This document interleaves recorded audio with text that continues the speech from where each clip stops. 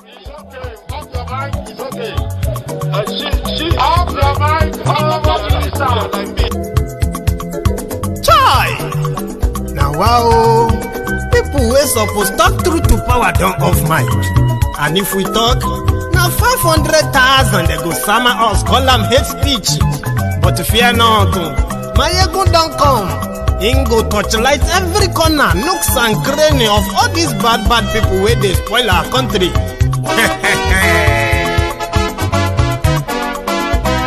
So my people make we laugh, oh, yo.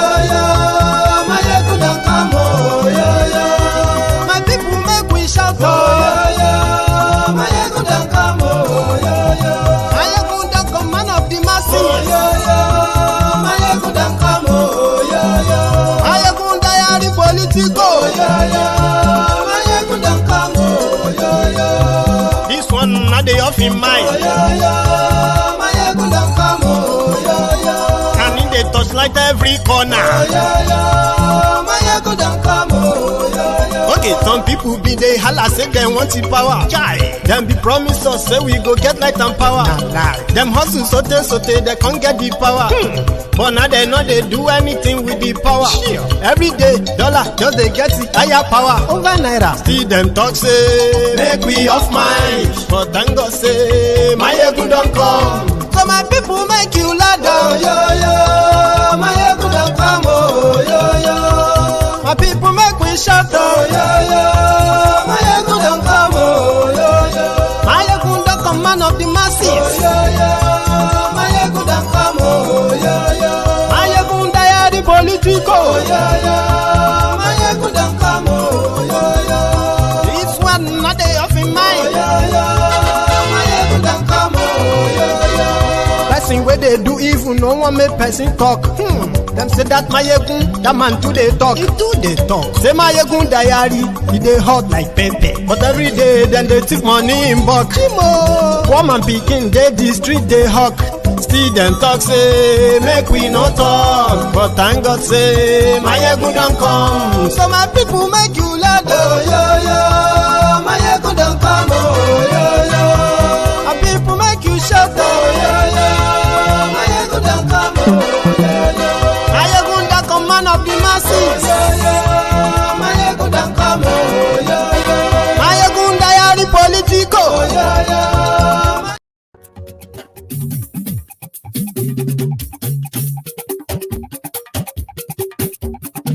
Maiyegun làwa mọ̀. Hello there. Maiyegun diary, Maiyegun number one.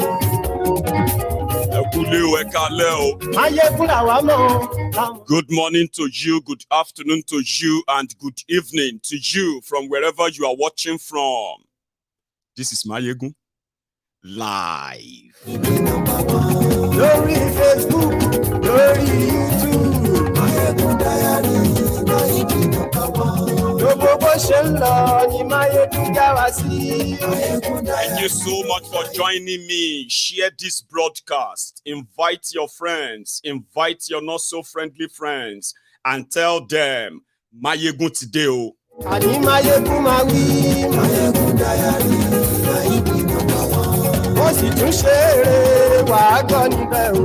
Maiyegun diary, Maiyegun number one. Maiyegun diary Politico. Maiyegun diary, Maiyegun number one. Godfatherism. Thank you. Thank you. Far too kind. Read this the caption of this broadcast. Read the description as well. Share it if you haven't already. And before you sit back and relax, don't forget, pay your offering. Like the broadcasts.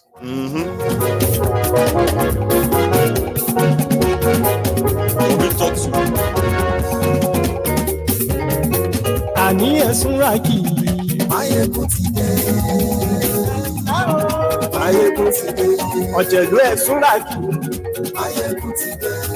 Àní ẹ̀sùn rákì. Maiyegun ti dé. Lórí Facebook. Maiyegun ti dé. Àní ẹ̀sùn rákì. Maiyegun ti dé. Lórí. Wahala. Islamization agenda and Tinubu's agenda I think we will use this moment or this evening to clear some gray areas. They are back. Some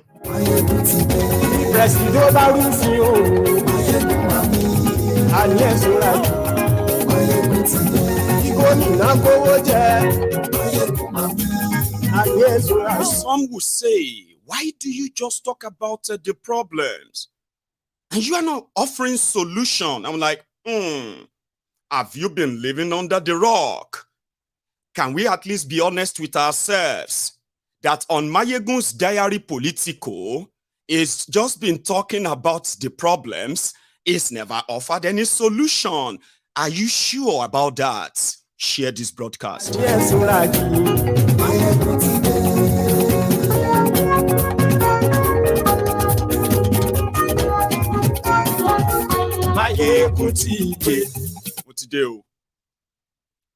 I have always been offering you solutions to Nigeria problems, but a lot of you don't like that solution. Just say it. The only solution to ending Nigeria's myriads of problems that we all know the genesis. Therefore, we know why we are where we are as a people. If you love Nigeria, like I say all the time, please break it up and save lives. Now, some said, well, that sounds like ash. But how do we do that? Well, the reason why you are on MaiyegunsDiary Politico every now and then is not because I want to convince you that Nigeria is going to work, yo.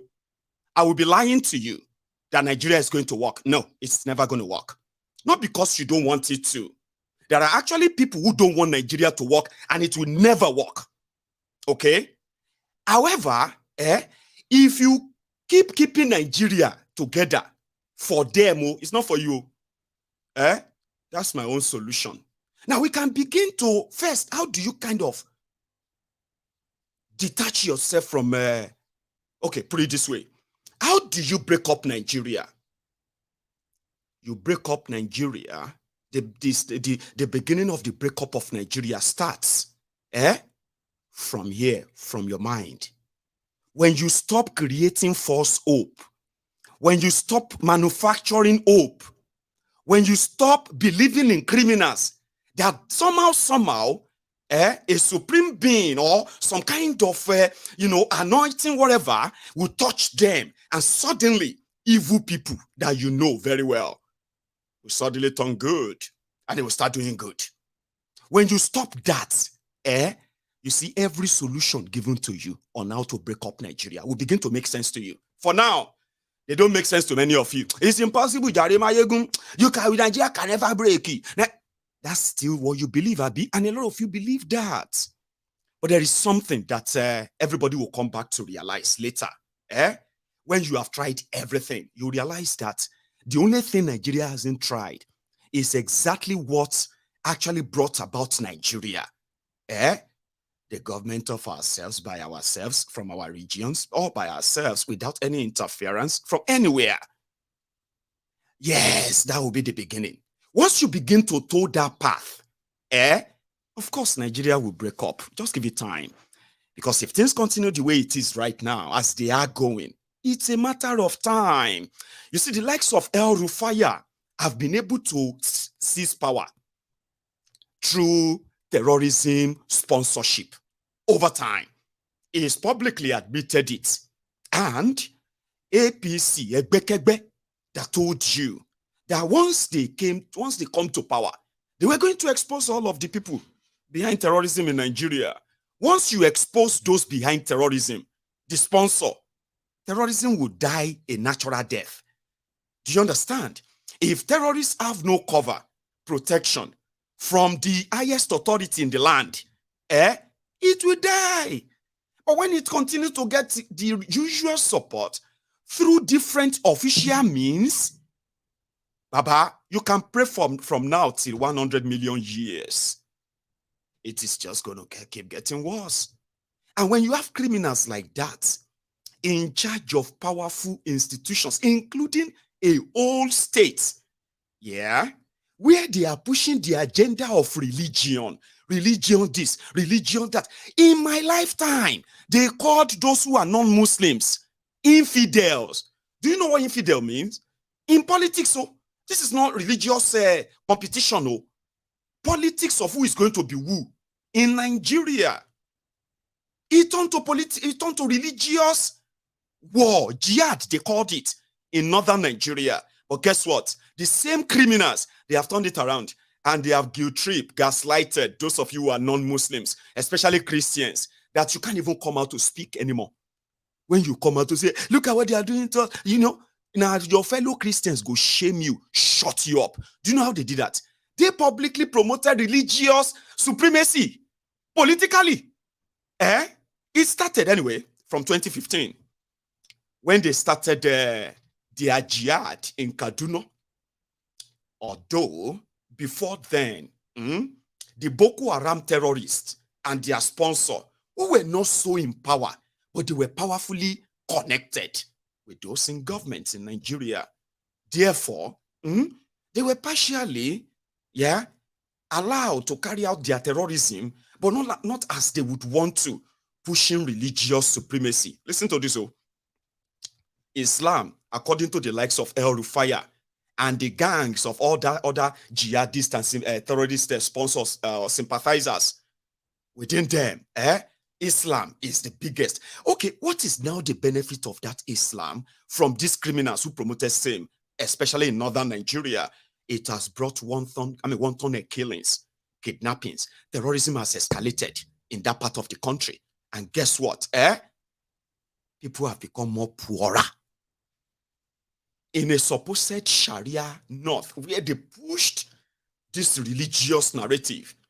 So El Rufai came to power in 2015 on that change downfall that brought them in, right? It didn't take long. El Rufai traveled all over West Africa to bring back the Fulani terrorists that you are witnessing in Nigeria today from 2015. You never had them like this before, were you? Was there any record of a Fulani terrorist kidnapping people and killing people anywhere until these criminals came in? Even if you are suffering from the Stockholm syndrome, that is mostly selective amnesia, some of you selectively choose to be ignorant because truth hurts, doesn't it? El Rufai brought Fulani terrorists, armed them. And those who are using the same, the same political office that they have held to cement the cover for these terrorists in the last 8 years. Do you know what happened in southern Kaduna? The government of Kaduna under El Rufai targeted their traditional rulers, first-class traditional rulers, and they executed them by luring them into the hands of these terrorists that will slaughter them like, like forbidden animals.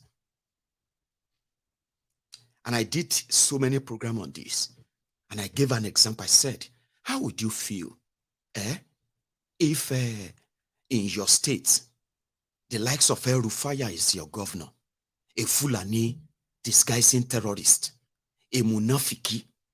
You know what they call the munafiki? The fake Muslims. El Rufai, a munafiki, somebody who is full of vengeance, hatred, and what have you. He seized power and he went for those who are in southern Kaduna, who are mostly populated by non-Muslims, Christians. And they started giving them conditions. If they were not going to allow the Fulani terrorists to settle, whatever happened, they should deal with it. They killed the Adara of Adara Kingdom in that southern Kaduna.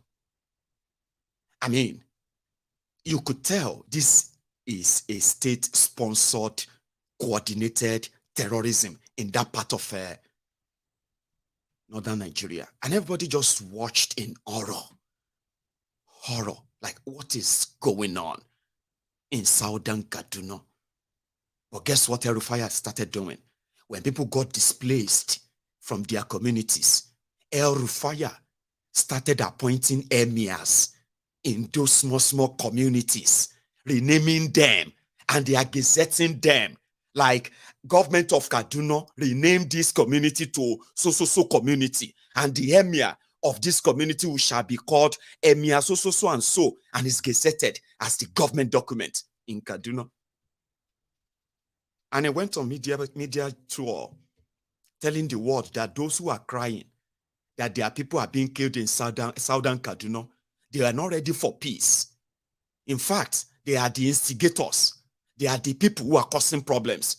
But because they can easily go to the Western countries and tell them that Christians are being killed and collect money, that is why the crisis in southern Kaduna will never end. But guess what? He confessed just a few days ago where he was talking to the person who happened to be his successor, his successor rather.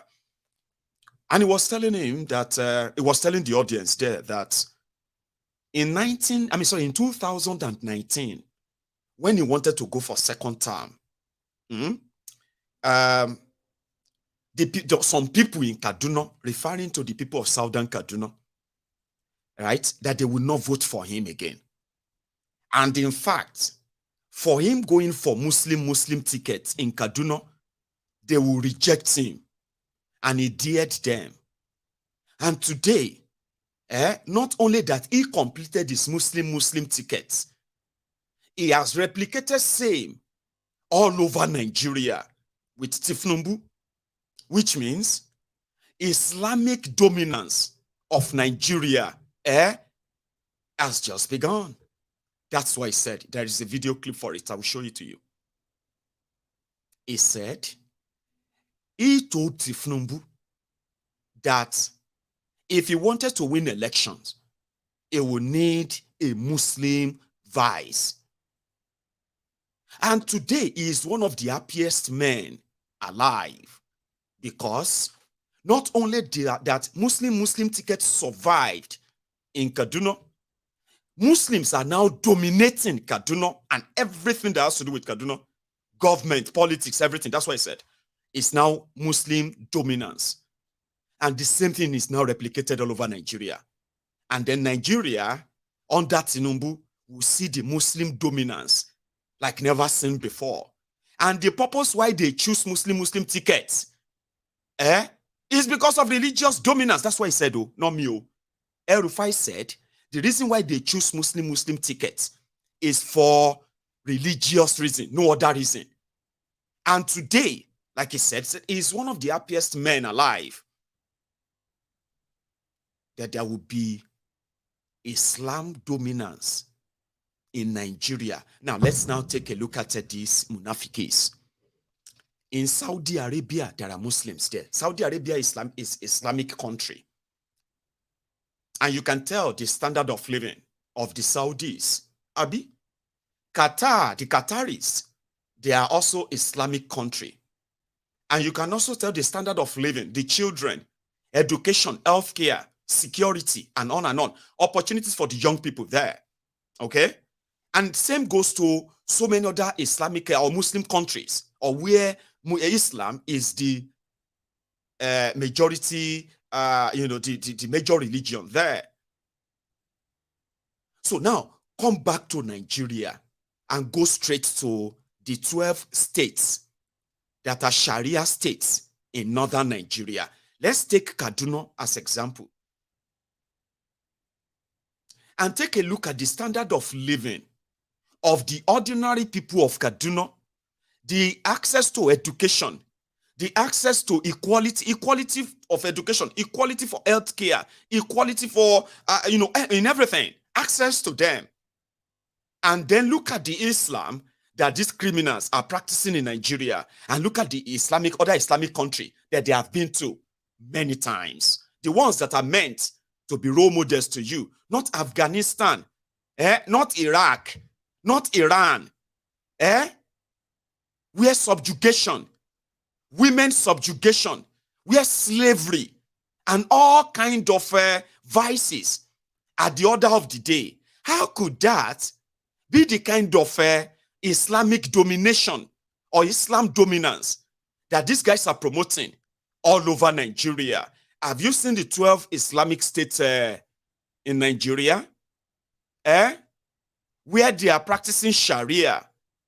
Are their standard of living better than the rest of you? Where is the poverty capital of the world? Where is Nigeria's headquarters of poverty? Where is the most unsecure, unsafe region in Nigeria? Where do you have the most unemployed, uneducated, and on in Nigeria? Is that the kind of Islam? Because they are not promoting any Islam. They are munafikis who cannot be anything except they promote religious, supremacy that doesn't actually serve anybody but themselves. These are criminals who are looters. I mean, their own Islam taught them how to steal public money and keep the people poor. Their own Islam told them that women and children can be sold off as slaves after being kidnapped when they can't be provided their security. What kind of Islam do you really think they are teaching you in that contraption called Nigeria, where the likes of these rogues will tell you it is the will of Allah for Islam to dominate? What are the benefits of this Islam? What has that Islam, political Islam, that these criminals have been promoting, what benefit has that done for you? Even you as a Muslim watching me right now. Nothing. They are munafikis. They are fake religionists who thrive on promoting religious division, them pretending that no, that's actually not what they mean. Take a look at the lives of the people they are ruling. Just take a look at them. And then think of what they think of the rest of you. It's not Islam. That's why I told you that when they are doing their Muslim and all of that nonsense, and a lot of you want to be like, hey, yeah, don't talk about Islam like that. Hey, I don't like them, but I will not allow you to insult Islam. You are just stupid. That's who you are. A very foolish person. If you actually believe these guys are Muslims, and in any agenda they are pushing or promoting is actually in your interest, if you believe that, you are foolish than what you think you are, or people around you actually think you are. Do you understand? When you look at these criminals, those ones who presented themselves as Christians, and the ones who presented themselves as Alhaji, Sultan, Emir, Deacon, Deaconess, Bishop, rogues, just take a look at them and see how much of your life you have gambled with them. Rogues.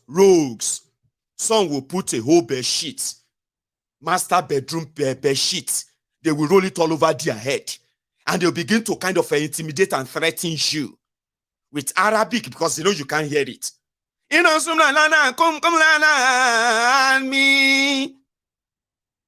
let me curse you. Curse who? You mad. They are using this religion to keep the rest of you who have already been under that religious bondage. There is absolutely no benefit from it. No benefit from it. Just an advantage. Rufai in 2022, when they pushed their Muslim tickets in Nigeria, they paid their munafiki sheikh in northern Nigeria to start intimidating and threatening people. If you don't vote for a Muslim, you are Islamophobic. You must be Islamophobic. Allah said, Nikure. Trust me. The same way some of you wearies will kind of put on your fighting garment to defend your Olori Buruku pastors who are there doing the bidding of the system. They call you sheepies. Your glory is going to come by 12 p.m. tomorrow. Don't follow them to any protest. Stay at home. Because if you go anywhere, what I see now is that your glory is coming by December. You are going to travel abroad by January. Therefore, anything where you see, just keep your mouth shut. No go die before your time, oh. At the end of the day, January will come, February will come, visa no go day. And a lot of you have been in that circle. It's like a circle and circle and circle.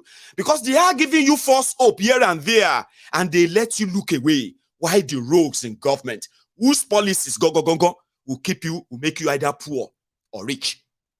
Not rich, like better life, right? Their policies will either keep you safe or killed. Their policies will either keep you free or jailed.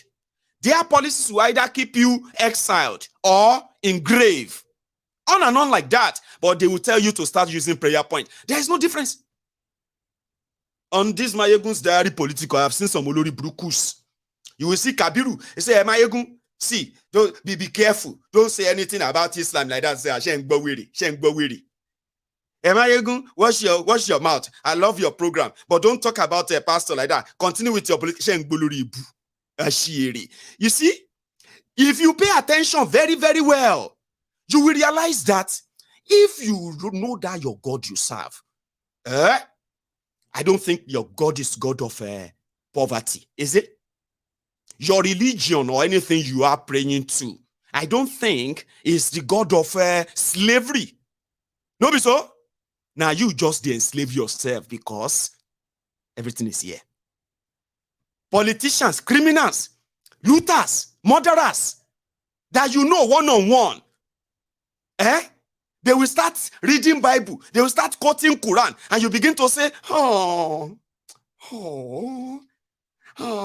not come lie.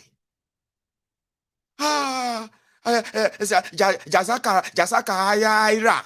Kilo de kilonso. Tani jazaka tani ayira. Oh, bless his soul. When he started reading that Psalm 26, man, I just felt, I melt. And when he started singing the song and prayer, I said, oh my God, I didn't know he's so close to God.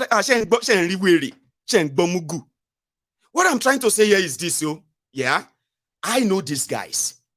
When they are willing to play tribal card, you will think, say, they love their tribe so, like, they are ready to die. Yes, if Tinubu want to play his Yoruba card now, there are many of you watching me right now that you'll be like, even though although I don't like him, but you see, there's something he said. He said something in that thing touched me. Shengba. When he said that thing in Igbo, you see that video, have you seen that video of this? I said, what's the video? Okay, he spoke in Igbo. When he started talking, it touched my heart. Tribal card. Same for everybody. But guess what? They are the same people who are going to be in the same space where they are supposed to talk about you. Okay? Oh, I'm a Yoruba man. Now because of Yoruba, they here. Oh yeah, waiting be the Yoruba share here. Oh yeah, no.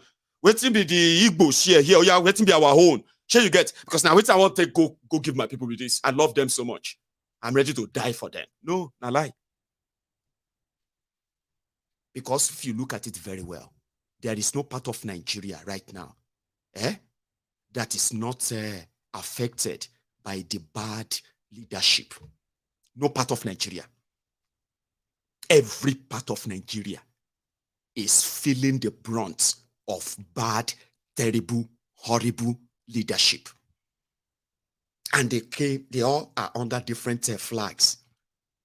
Al-Qaeda People's Congress, people destroying people, and the rest of them, all those flags. But when you look at the people they are governing, and you look at their lives, and you look at the lives of them, let me explain. Everywhere you go to right now, for example, in Yoruba land, the western region of Nigeria, the people who have been in charge of the western region of Nigeria, the 6 states in western part of Nigeria, which is the Yoruba states, they've all been Yorubas 100%. Those who have been either lawmakers, state level, federal level, minister, state level, commissioner or minister at the federal, everything shall we be say, they say, now the share will be the turn of the Yorubas in this democracy. Since 1999, they've 100% been Yorubas. Same for everybody. If you go to Eastern Nigeria, those who have been there, they have been people from there. Igbos. In Northern Nigeria, the same. Which means, if to say those of them who are playing tribal card when it is convenient for them, if truly they care for us, that they love us, now every day, number one, now every day they go to fight. Sure you get, because they are fighting, say, no, you took that one last month. No, we can't let you take it this month. Give us some of it. You know what I mean? Like, they will be fighting for us. Our lives would have been better than this. Probably Nigeria would have been better than this. Better governed than this. Everybody is collecting. But when it is convenient for your criminal politicians, they will begin to fly it. Igbo card, Yoruba card, Fulani Hausa card, it is the BPO card, Ijo card. But none of them actually care about any of those people. And you know I'm saying the truth. So it's the same. When they want to play religious card, you will think they are religious. They are not. When they want to play tribal or ethnic card, you will think they love their tribes and their ethnics. Their ethnic nationalities. No, they don't. They don't. Only the gullible ones who will say our leader. Our leader. Who are your leaders? They are your dealers. They deal on you. You are just statistics in their, on their shelf, on their table. Statistics last on. Do you get what that means? And that means if you keep Nigeria one, you are not keeping it together for yourselves. You are keeping it together for them. Sooner or later, you are going to agree with me. So the likes of Rufai can play a religious card for all they care. But the truth of the matter is that the people who are actually, worshiping that religion, they are among the poorest people in Nigeria today, in the whole world today. So where is the benefit of that being Islam over others, or being Christian over Islam? Where are those benefits? Nothing. Yeah? Right. Now, I know I will start too much. I've been a fufude. I know to hear him. I get what we see the interpret, and I pray that Ahmed will join us. For those of you who understand this clearly, do me this honor. Help us do interpretation in the comment section. I'll come back and tell you. I've told you all he said anyway. But for the record, this is El Rufai bragging that yes, Islam will dominate Kaduna for the next 20 years. And inshallah, Tinubu is going to replicate the same all over Nigeria. Allahu Akbar. Lenu munafiki. Boy. Idan mutane suka tambaye ni me yasa na dauki Dr. Hadiza Sabuwa Balarabe ke zama mataimakiya ta 2019, ina gaya musu cewa na ɗaya na tsaya na yi lissafi yawanci waɗanda ba musulmi ba su zaɓen jami'anmu, yawanci. Saboda haka me yasa zan ba su mataimaki? Na yi lissafi za mu iya cin zaɓen ba tare da mun ba su ba. Na ɗaya kenan. Wannan siyasa ne, so kake ka ci zaɓe. Kana neman mutanen da za su zaɓe ka. Mun tsaya mun duba tun da aka fara demokradiyyar mun duba inda muke cin zaɓe da inda ba ma ci. Mun yi wannan lissafin a siyasance kenan. Amma na biyu abinda muka so mu nuna, kuma cikin shekara 4 na alhamdulillah mun nuna, shine gwamnati wanda gwamna musulmi ne, mataimakiyar gwamna musulmi ne, SSG musulmi, chief of staff musulmi, kwamishinan kuɗi musulmi, ba zai cuci Krista ba a Kaduna. Kuma duk inda muka je muna gaya musu cewa haka ne. Duk saman gwamnatin mu musulmi ne, amma akwai Christian guda ɗaya a jihar Kaduna da zai fito ya ce an zalunce shi ba a ba shi hakkinsa ba. Akwai gundumar da ba mu gyara makaranta ba, akwai gundumar da ba mu yi asibiti ba, akwai inda ba mu je mun yi hanyoyi ba, akwai inda ba mu taimaki manoma ba, ko sun zaɓe mu ko ba su zaɓe mu ba. Mun ba kuwa hakkinsu. Of course, Kubau sun fi zaɓen mu. Saboda haka zan je Kubau in ɗan ƙara musu wani abu. Ko domin sun zaɓe mu. Abinda zan ba Jaba zan ƙara ma Kubau tunda Jaba ba su zaɓe mu ba. Amma mun ba su haƙƙinsu. Kuma abinda ku limamai da ulama kuka koya mana kenan. Shugabancin musulunci na adalci ne. Did you hear that? Because I don't interpret already. That today he has fulfilled his promise that Muslim will dominate in Kaduna. Today the governor is Muslim, the deputy governor is Muslim, the SSG is Muslim, and so on is going to be with other appointments too.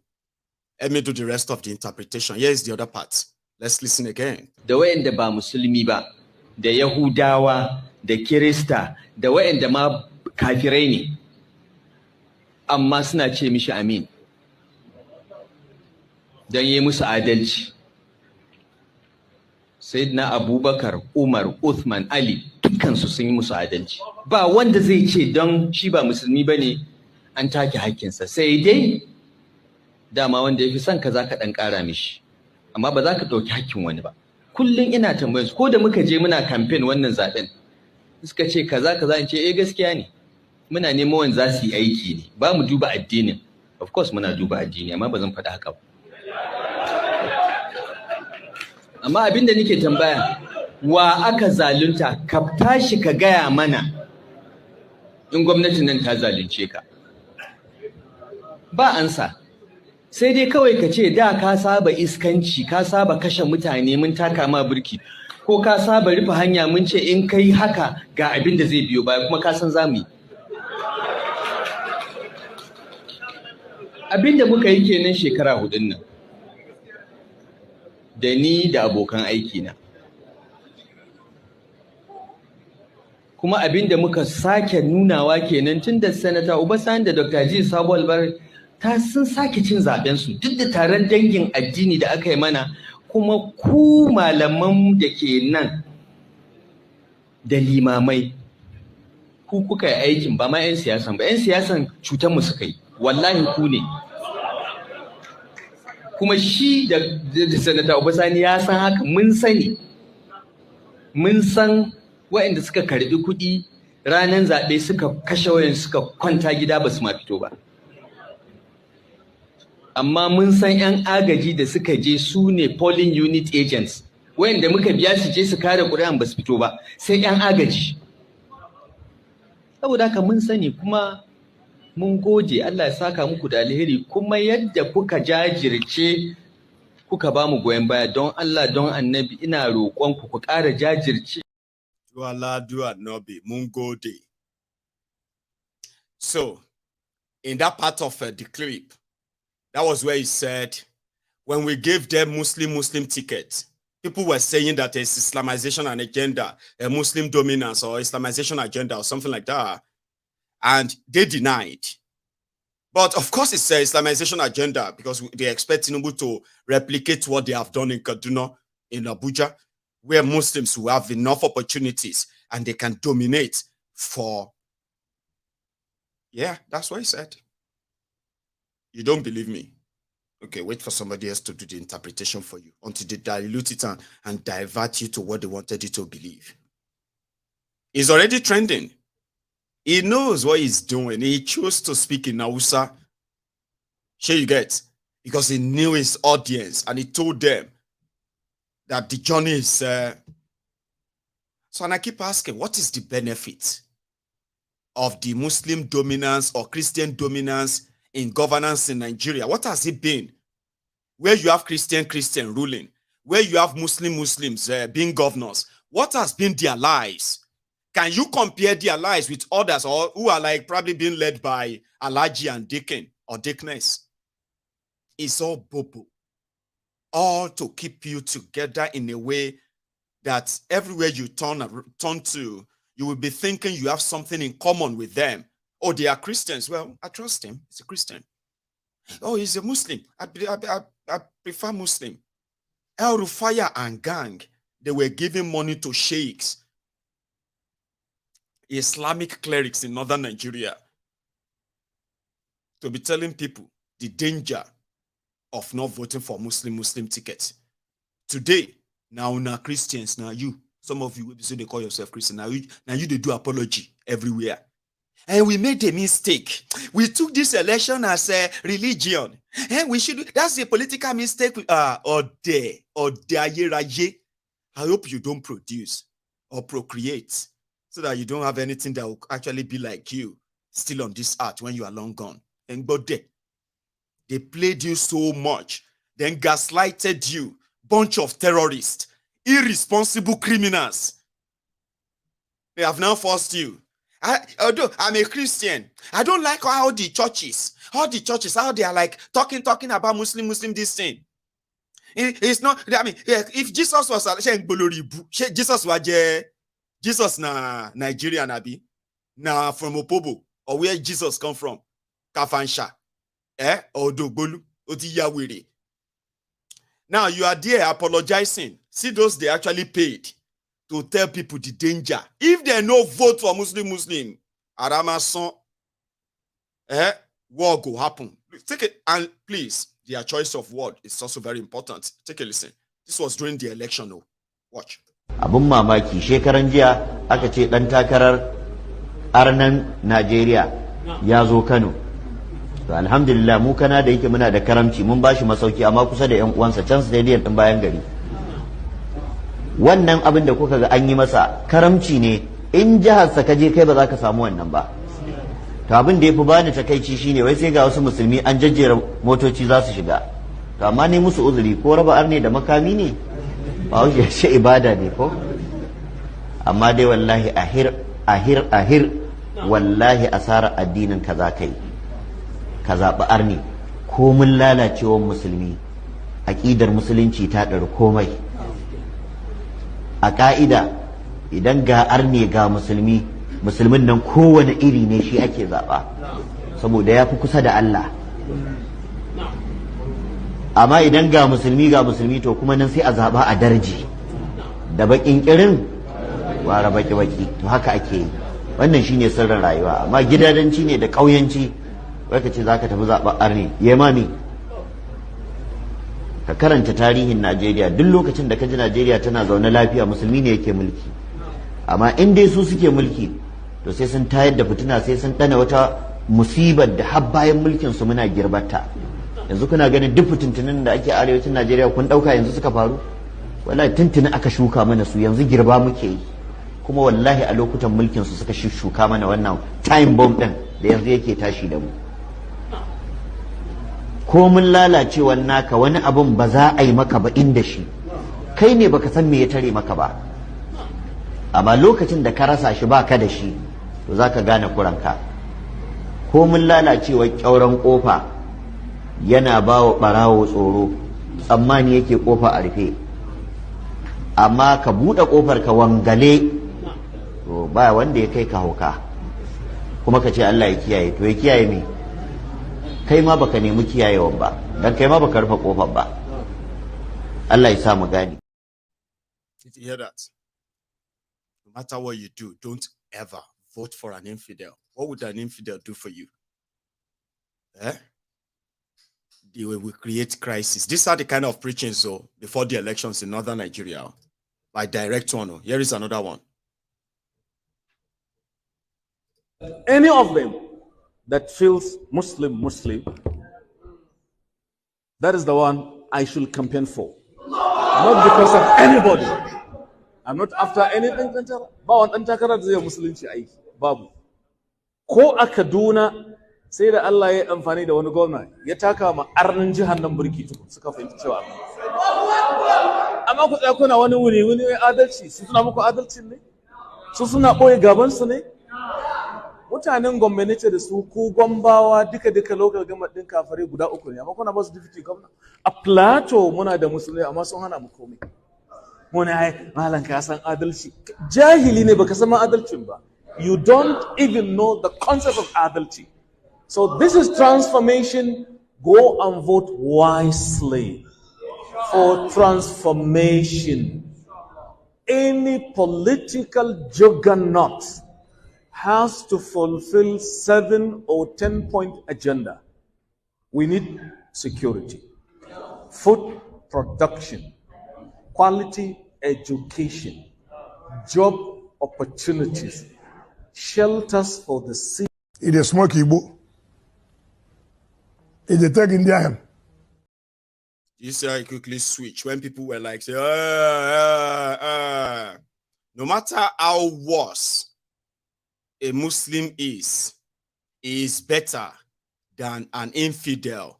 Infidel is the word used by these rogues to describe their fellow human beings as a filth, something so dirty, not to be touched or associated with, talk less of it being above you. So if you are not in the line of Islam, you are a filth. You are a dirty thing. Very, very dirty, horrible thing that they can't touch or relate with. Do you understand what that means in their tongues, right? In a supposed one like Nigeria, here is another weary. Muke da Najeriya. Za mu iya gwada haka ne duniya ta yadda da haka idan aka yi zaɓe muka yi musu fintinkau. A wayi gari mun kada su a jiha ɗaya zuwa jiha biyu, sauran kawai riba kafa ce. Don haka ‘yan uwa maganar katin zaɓe asbaha darura, ya zama dole.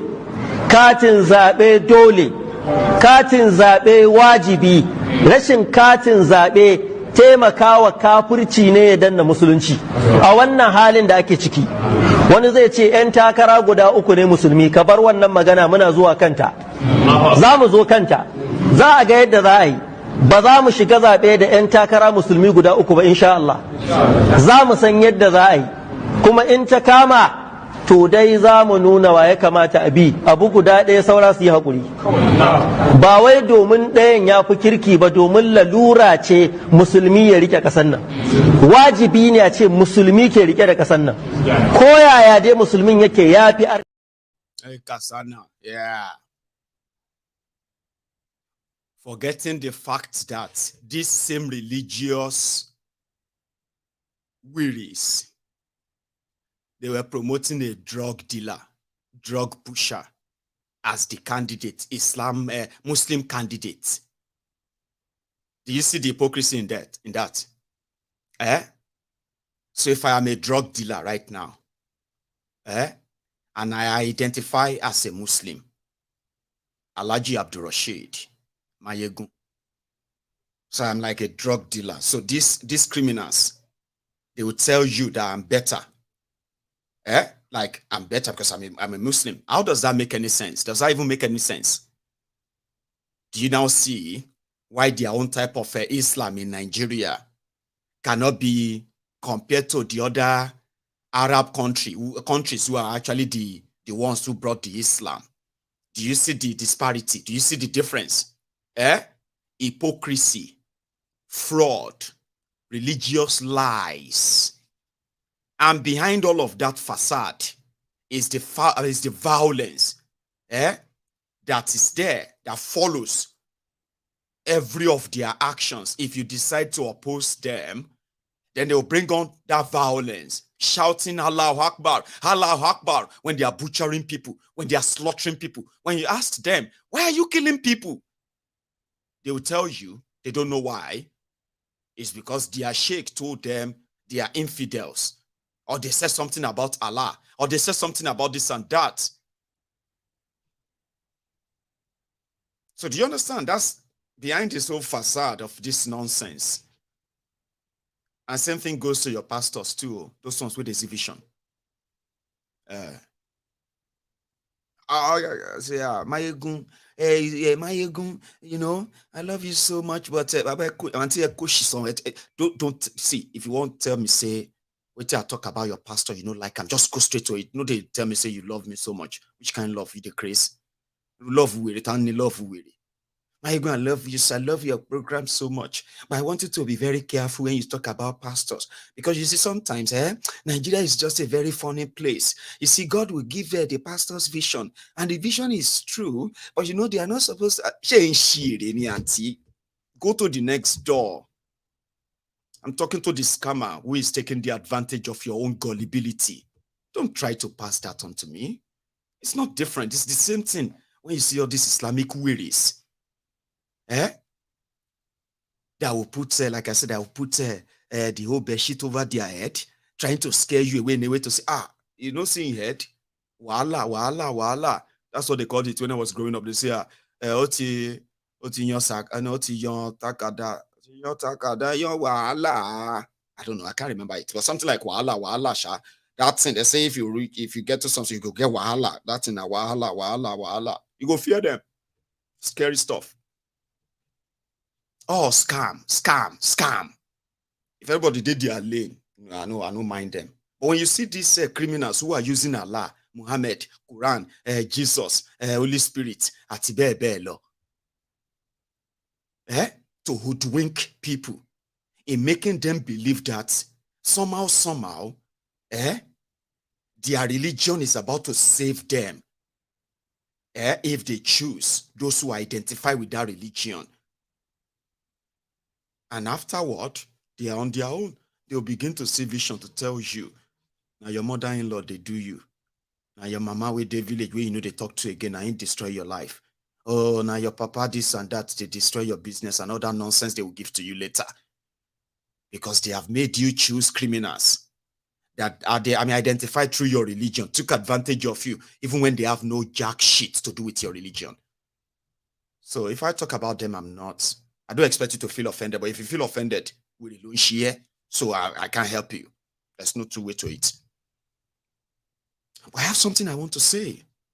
You see, agenda or no agenda, Islamization, Yorubanization, and every other nation that may come to your mind with this Tinubu's government, there is only one thing. Here you get. Now only one agenda Tinubu gets, and in people, enjoyment agenda. They are only interested in anywhere with the money day. If money no day here, they go create how money go come from there. You see all those Islamization and all this that majority of them think they've pushed under Bokwari. The problem here is this. These ones will come from Lagos. Now money that they look for. And anywhere where they go spend the money for the next 80 years. Where they can do what we call in Yoruba, Arumoje project that will never be completed though. They will do 1, 2, 3, 4, 5 here and there. They will be commissioning and recommissioning it until they are done. Go to Lagos. You understand what I'm saying? There are projects of 22 years in Lagos still under construction. There are projects of 15 years still under construction. But whenever election is coming, they will repaint part of them, put them back in front of the people and say, look at what we have done in Lagos. Look at you know what I mean? They will do that. But you see all this Islamization agenda, Yorubanization agenda, and another thing that these characters like Rufai and co kind of are hiding under. They may first start having problems with Tinubu. I'm just saying this now from my own observation, no, because I know these guys too. They may start having problems. Say, hey, that Kiniko must be appointed, because let me tell you something. From what we have heard so far, there are concerns. The concerns is that one of them is that it be like say now only people will come from southern Nigeria, especially Yorubas, that are going to be mostly appointed into Tinubu's government. Apart from the one that they say they must bring minister from every state in Nigeria, that one are constitution, Abi. Anything outside that, so they are sensing that maybe Tinubu is going to Yorubanize Nigeria, MDAs, ministries, departments, agencies, and all of that will be like Yoruba, Southerners, Yorubas. But I promise you this, like I said, all of them will won't come forward, Tinubu and co. Sure you get. Now enjoyment agenda then get. They don't get agenda of how to mobilize gun for terrorists or whatever you. So terrorists going to do their own on this side. These guys will be doing their own on this side. The likes of Rufai will begin to have problems. From what I heard, they said Rufai. Listen to this, oh, if you know, in their circle, things always start like rumors. Okay, then it will become the truth, and then they will be like, first they will deny, then when it becomes the truth, then they will just say, okay, yes, it happened. But listen to this. They said El Rufai was pushing. One, he wanted to be chief of staff to Tinubu. When they realized that Bajabia Amole is likely going to be that, they said he pushed for the secretary to the government of federation. That's the SGF. Something that can give him a sort of, administrative control. You know what I mean? Where he can begin to plant their usual. But you know something? He lost there too to George Akume. Now, what people are now saying is that they said El Rufai was pushing to be national security advisor. Now, you know, national security advisor job to the president, is not just somebody where they advise president on security. National security advisor gets in home place. You see, all of the security agents, pata in Nigeria, they have their representatives that are working in that building. Police, Navy, Air Force, DSS, NIA, Niger Delta Militant, what do you call it? Boko Haram, this, then get representatives with the NSA reporting every day. It is when they bring all of their reports, that is when the NSA will have access to the national security information up to date. Now that information in go come carry go give president, advise him on what to do with all of that information. All of you that they are spying on, those of you who are into money laundering, drug pushing, human trafficking, as well as those of you who are like corrupt criminals who are in politics, all your details, then get them. Nigeria president is with absolute power. And as they say, power corrupts. Absolute power corrupts. Absolutely. Abi? So that's the job of an NSA. Is like the lifeline of the government. Somebody who can easily, or let me say, somebody who can either guarantee that there is safety, security, or there is insecurity. Now, if you now have the commander-in-chief who has his own personal agenda to protect criminals, all those information, they will be useless. They will just cherry pick on which one they want to use, which person they want to pick up, which other person they want to threaten, which business they want to destroy, which person they want, you know what I mean? Like, it's just like a chess table like that. So they said El Rufai wanted to be the NSA. As things can they look like now, they say anybody who won't be NSA must have security kind of experience. Like you must have been, kind of somebody who has been in the force or who has been in the intelligence community, somebody who has been in that cycle. El Rufai lost in that too. I'm coming. Okay, no problem. Bashir, this is the last question. Enter like this.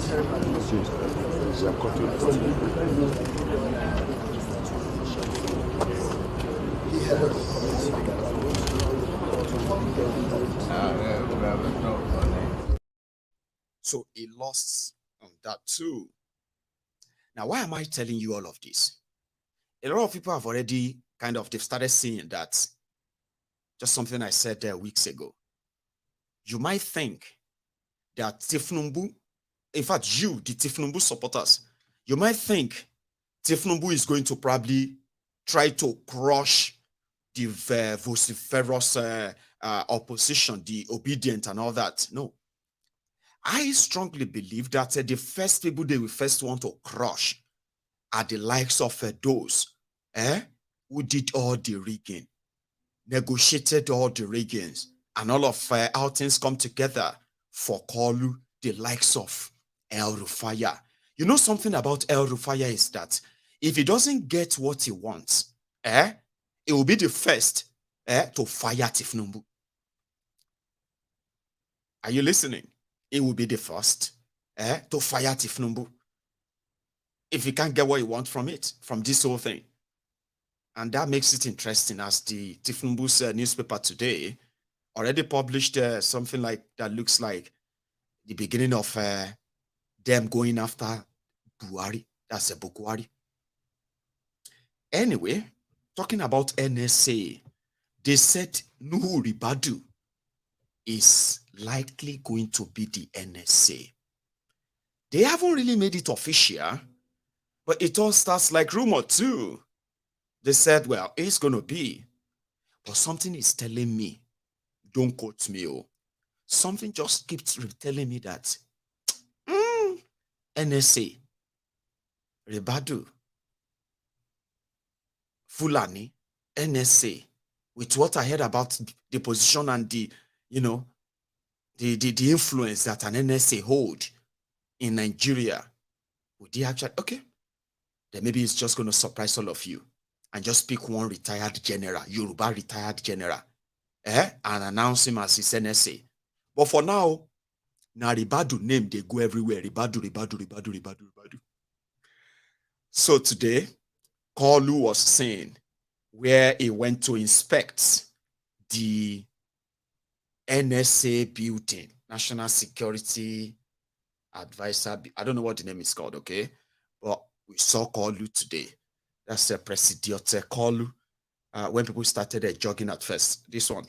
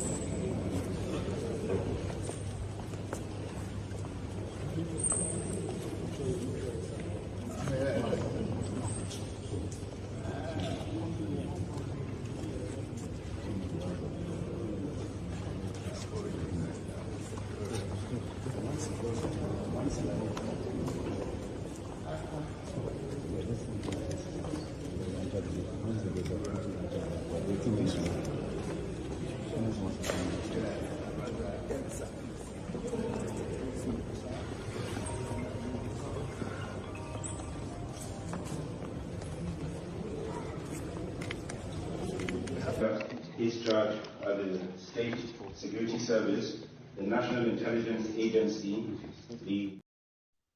Sure, you get like somebody said he's hitting the road running. Hitting the ground running. Okay. So it's like a tour. Here is the other part. Okay, no problem. But this is the last question. You enter like this.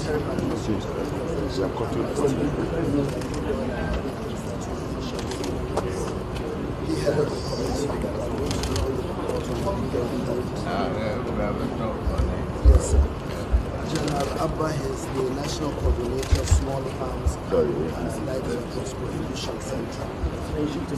National Center for the Control of Small Arms and Light Weapons.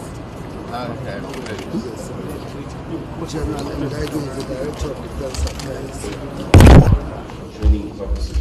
We'll just show you around the gallery and we'll make our way to the... This is a depiction of our counter-terrorist elements in training. And this is the end result, having rescued people being escorted through the safe corridor.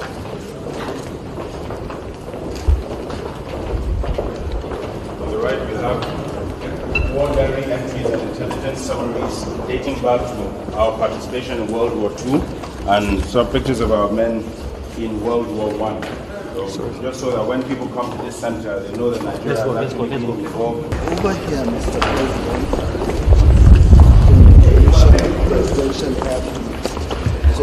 where are we going to?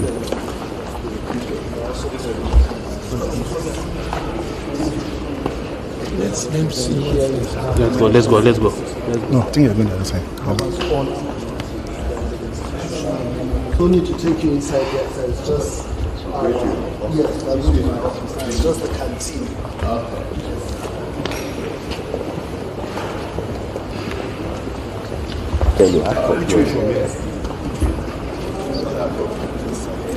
Your personal protection, the guards brigade. So we decided to depict them in the original form when we were the federal guards under the Queen's Own Nigeria Regiment. This is their motive. So I thought we should just play around and then.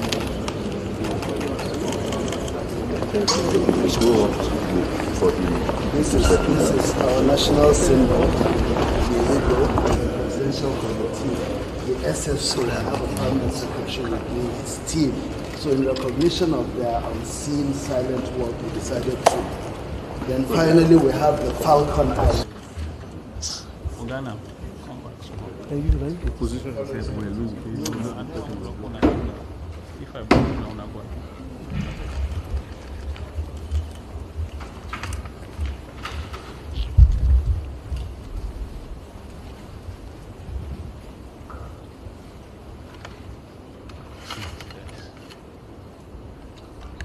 Terrorism. This way, sir. He has also requested at some time, based on your permission, to come and say thank you to you, sir. Your Excellency, we will be very short. So that was taking him on the tour of the building. You saw that, so I don't have to repeat that. I'll leave you to comment normally. But here is what Kolu told them, okay, after the walk.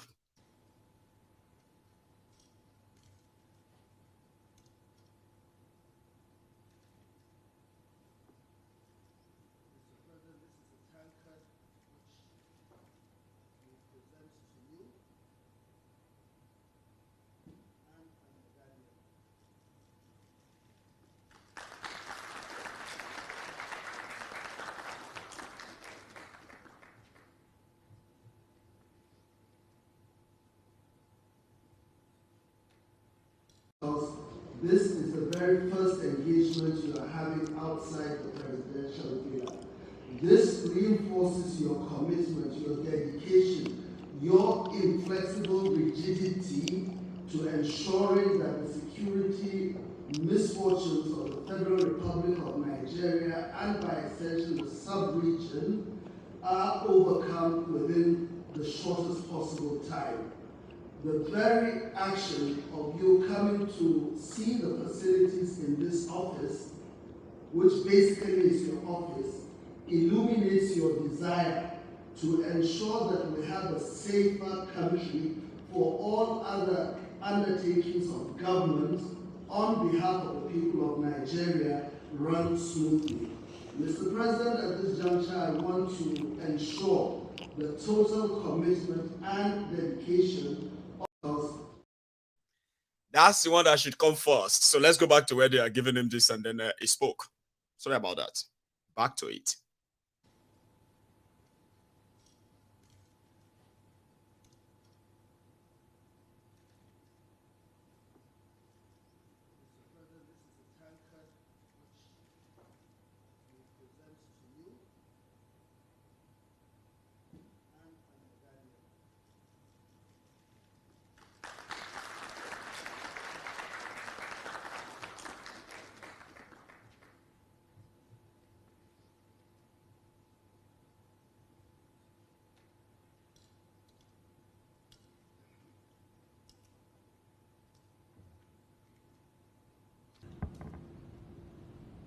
It is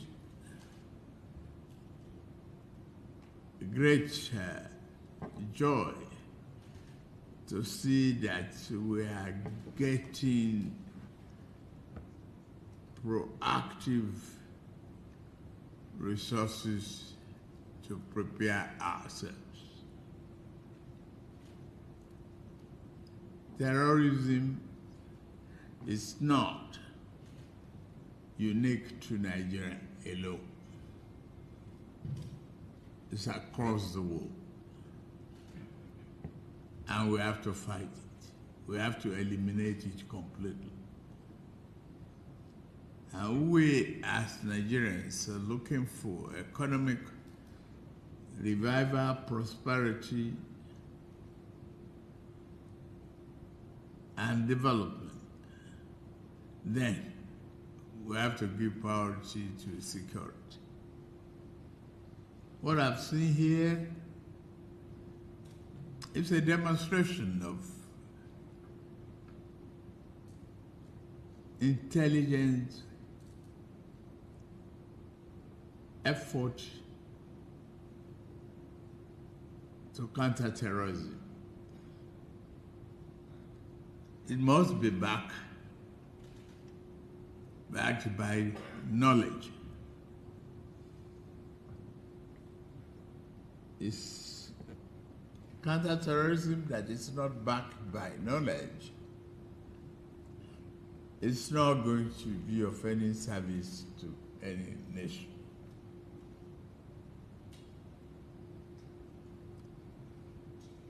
We are going to work on that together. The effort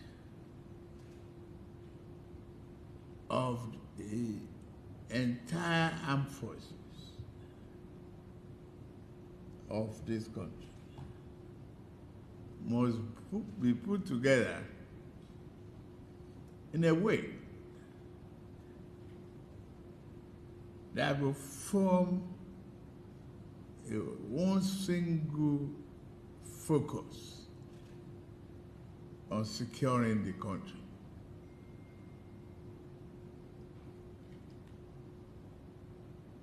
You can't have a disharmony in an orchestra of this security plan.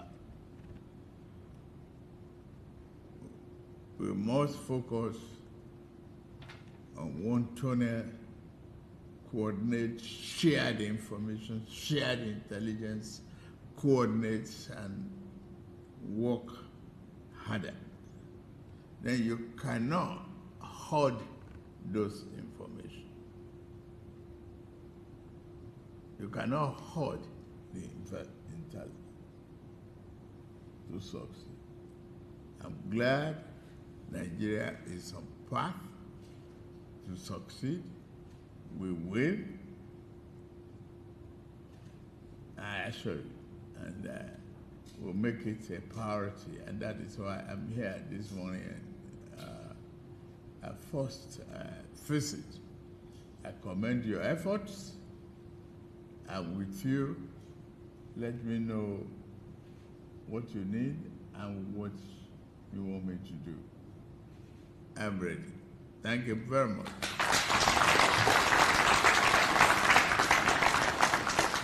Before the national anthem is played, Mr. Just some word salad. As somebody put it in the comment, they said it's just word salad, buzzword, nothing substantial, nothing credible, nothing promising, and nothing inspiring, just word salad. Imagine if I am your president. I'll tell you how I go address the security directors. Off and now, like the normal presidents, after they take me around, and I want to address them now. So thank you very much, NSA, for that beautiful tour. And it's quite a beautiful building with so many historical relevance attached to it as well. But while you are taking me on that tour, Mr. NSA, you were showing me the gallantry, successes of the past, of Nigeria in the past, where Nigeria gallantly fought on the side of law and order, justice, truth, and they saved and defended the vulnerables in and outside Nigeria. Well, I'm walking into this building today with my head bowed. And I am not here to give you a fancy word or sort of fancy this fancy building and every other thing in it. I'm actually here to see any of you who is here to actually make history with me. Nigeria is troubled. Of course, something needs to be done, and done fast. Rejigging the whole security architecture has already been. I came in with my team, and we came with a plan. Okay, this will be passed on to the NSA, which eventually will pass this on to you. And I want to see all the directors of all these agencies, MDs, and the rest of you who are working behind the scene, intelligence gathering and all that. Now, here is what I told the service chiefs last time I met them. I told them the states like this, and that, the camps where Nigerians have been kept as kidnapped victims, where the terrorists have been ruling and then controlling the areas that are no longer under Nigeria. I have the list here, Mr. NSA. All right, they will give you a copy. Now, I'm going to need this meeting to be convened in under 48 hours. Something is there to be done, and I hope you will be able to help me and help Nigeria. We need to keep this country safe, and enough of us sitting down in these fancy offices, okay, and remembering and kind of feeling cool about our gallantry past. Here we are, our people are dying, okay? And today, I have it on this paper, Mr. NSA. I don't know if any of you here know about that yet, or you should. 45 people have been killed in Sokoto by some lunatics. I want them found. I need them in 48 hours. I want something done. Like, show something. Maybe, I commend you. I got what you are doing. And everything you are doing in this place, and anything you need, we must keep this country safe and all of that. That's it. Hey, everybody, go. What is inspiring about that? What is, maybe it's just me, but in Nigeria, they already said, yes, we must fight terrorism. We must, fight the terrorism. Okay. I mean, enjoy it while it lasts. Anyway, I will be here sharing the details with you all the time. But talking about Kolu and the nightmare, Kolu self get nightmare. See, as Kolu is your nightmare.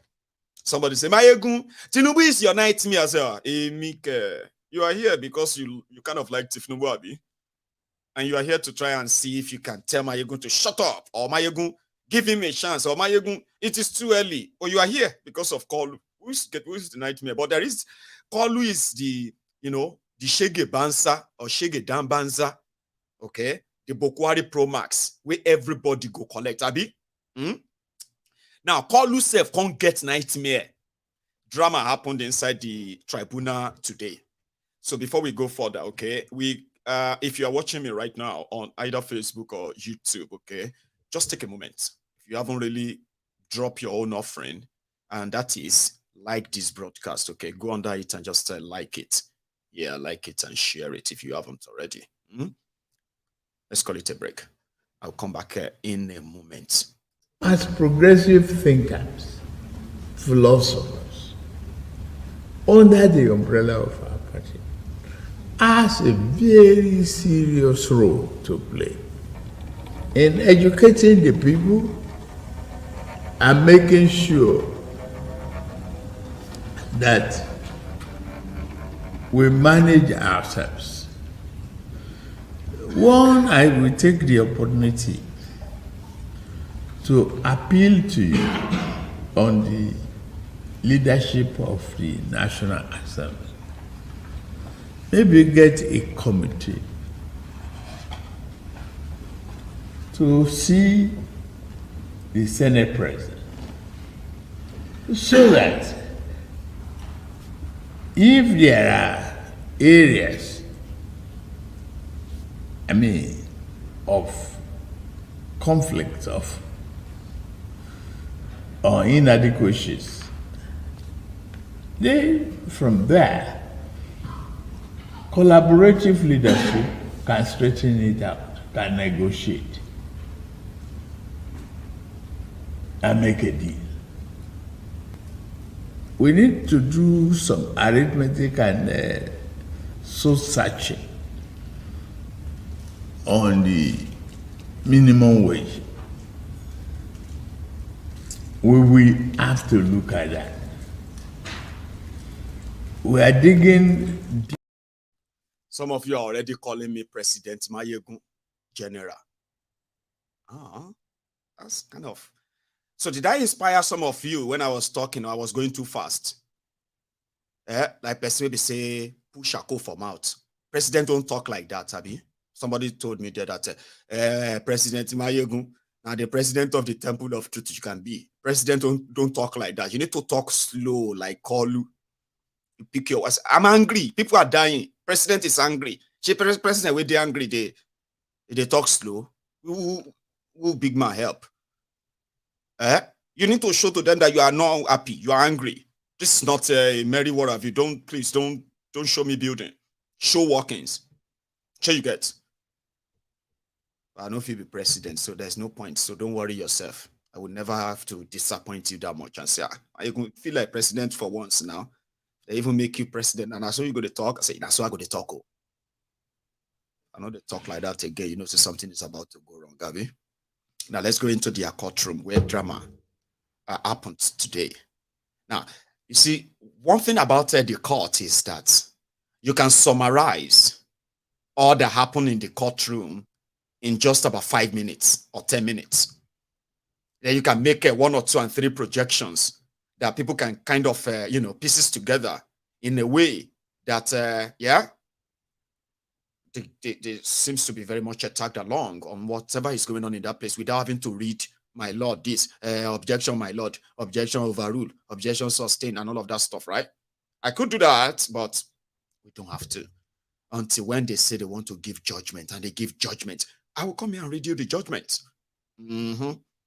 Or drama shele for their courtroom today. And what happened?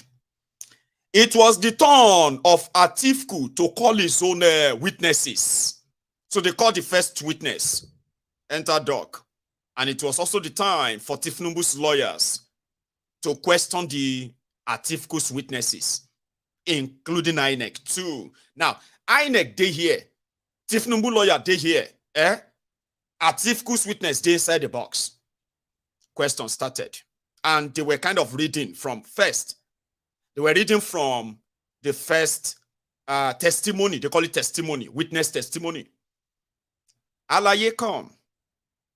You said Atiku should be declared the president. But Atiku no score 25% in Abuja. How can they declare him president? The witness responded, Tinubu said no score 25%. You declared him president now. What is wrong if you declared Atiku president? The whole court started laughing.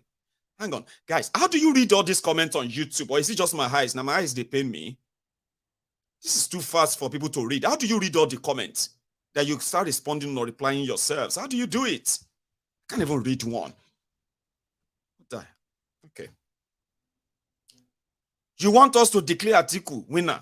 You know, score 25% for Abuja. They said, do you know that Atiku scored 15% in Abuja? He said yes.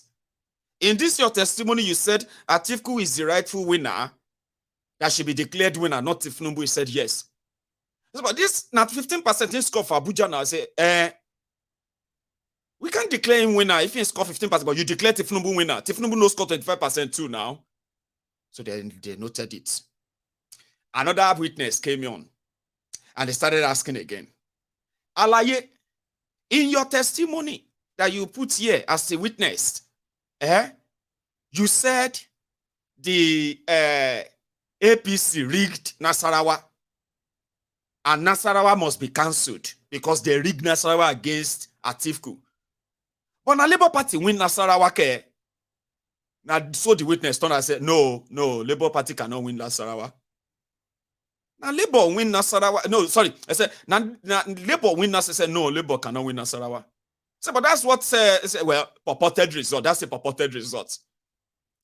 Are you saying the Nasarawa result should be cancelled then for Labour too? He said, yes.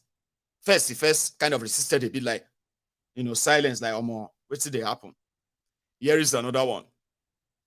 They said that the 2 witnesses, two witnesses and their testimony, they were the same. So they now challenge you and say, Alaye, your own witness, your own testimony, and the testimony of that other lawyer there Now the same thing, word for word. Now the same thing you write, he said, no, he wrote his own, that one wrote his own. So in a nutshell, the whole drama that was witnessed in their courtroom today with PDP versus Tinubu, they are mainly about like, it's like PDP is kind of, not really into this. Well, that's for today. So then they called on the OB. No drama, no much, no nothing. They brought in all their boxes as usual. Into their house. You're taking a video of me, man. I don't take a video. They said we'll not get. What state is that? Nasarawa. Put it there. Come.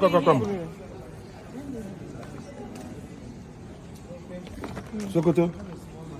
Very important state. Is that the only thing inside it? There's no much offering. Okay, guys.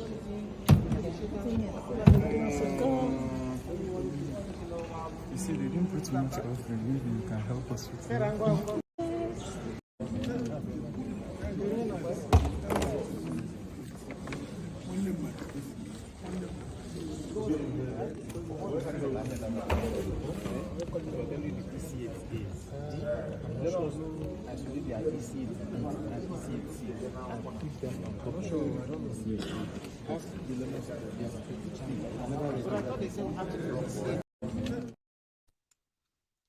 Apoti evidence. They call it boxes of evidence. Now result they there. INEC certified result. Sure you get. So Imo State, Sokoto State, Delta State, Ondo State, Akwa Ibom, Nasarawa, all these places and their evidence have all been admitted. And what could have been drama is that APC, Ebekebe, Tinubu's lawyer, Shittiman's lawyer, and the rest of them, the objection, my lord, they said they shouldn't accept the same election result that INEC stamped and gave to this to the lawyers, okay? And they said, "We objection, my lord, you cannot take that." You see, so the court is postponed or adjourned till tomorrow, but there is a problem. NLC said they are going on strike on Wednesday because of the fuel subsidy removal. Currently, there is already a court judgment that says they can't go to court, they can't go on strike. Oh, it is illegal for them to go on strike. But before now, they are already saying that NLC is Labour Party. They cannot call for strike in Nigeria. It's unacceptable. It no go happen. Why? Nigeria Labour Congress, Labour Party. Now, two different entities. Now, no, it's compromise. You cannot let. We are on that. That hasn't been resolved. But around 4 p.m. this afternoon, they say court say they don't go on strike. But before then, we have been hearing that even court self will go on strike on Wednesday. You know they call the Jusun. What do you call yourself? The Judicial Union of whatever? Those who are the union of the judiciary, those who work within the courts. Jusun, Abi, they have given the notification that they are going on strike on Wednesday. The oil marketers of Nigeria, P-man, C-man, and every other man in their whatever, they are all saying that they are going on strike on Wednesday. But as Kolu is known, legendary Kolu, divide and rule master. TUC, NLC, they went to a meeting just a few days ago with Dele Alakori. Dele Alakori addressed the media and said they were talking and they are working on something to cushion the effects of the fuel subsidy removal. Now, this was going on behind the scene, fine. But Baba, negotiate. Today, yesterday, when they called them to come back, according to the Nigeria government, they said NLC no show, now only TUC show. So Trade Union Congress, TUC, they started negotiating for new salary. Baba, 30,000 naira. People they hold, some state they hold like about a 4-year salary. 30,000 naira minimum wage. They no pay. Bokwari emptied the Central Bank of Nigeria 3 times. He even gave loan to these rogues. Paris club refund, you see. Nigeria was so indebted that when Nigeria was paying back her debt and got debt clearance under Obasanjo, when the people who collected, we paid their money back, okay, clear sum. They check it and check, we overcharge these people, give the money back to them. The money was returned back to Nigeria. Under Bokwari, they shared the money to all of the states who can't pay the worker salary. Guess what? And so most of them go marry new wives. Others go buy new properties for Dubai. Others, the money just disappeared. The worker salary still unpaid to date. Now they are talking about increasing the salary to 100,000. Funny. No, it's not. In Kwara State, they are now designing another kind of a civil service policy. Make civil servant just the work for 3 days, Jerry. Go and do anything else you want to do with your life for the rest 4 days in a week. Yes, because Nigeria has no money. So you see the gimmick of increase their salary, increase this and that. They are just gimmick. Same gimmick. So at the end of the day, by Thursday or Friday, they will tell you, okay, since Nigerians don't want us to remove subsidy, okay, subsidy is back, but petroleum is going to be 350 naira per liter, not 510 naira per liter, not 800 naira per liter, or maybe 400 naira per liter. They've reduced it so that everybody now, you to say, you see now, we have tried 400 naira per liter, I beg, collector like that job, last, 400. All of you go say, but they don't reduce them now. We'll take 400, forgetting the fact that maybe you don't know this. So, do you know? Okay, let me ask. Do you know that the only single entity that imports fuel into Nigeria is NNPC? Do you know that? No, you don't. Now you do. When they talk about oil marketers, fuel subsidy, ladies and gentlemen, from 2016, NNPC Nigeria has been the one paying for importing fuel to Nigeria. Only them. You know what they do? They got their boys and say, okay, you. Oh yeah, we'll give you license. So they are importing the fuel on behalf of NNPC. Nobody say people go abroad, go import fuel, to sell, No, NNPC has been the one officially importing fuel to Nigeria. So if the fuel they pay subsidy on found its way out of Nigeria border, where Amadou Ali is the DG custom. I be waiting to call them DG, Abi. Amadou Ali, that old man. So how did the whole vessels of refined petroleum ended up in other part of Africa? Ask NNPC. Sure you get. Because right now, a lot of you are shadow boxing. Waiting, then it's like throwing the bones to the dogs.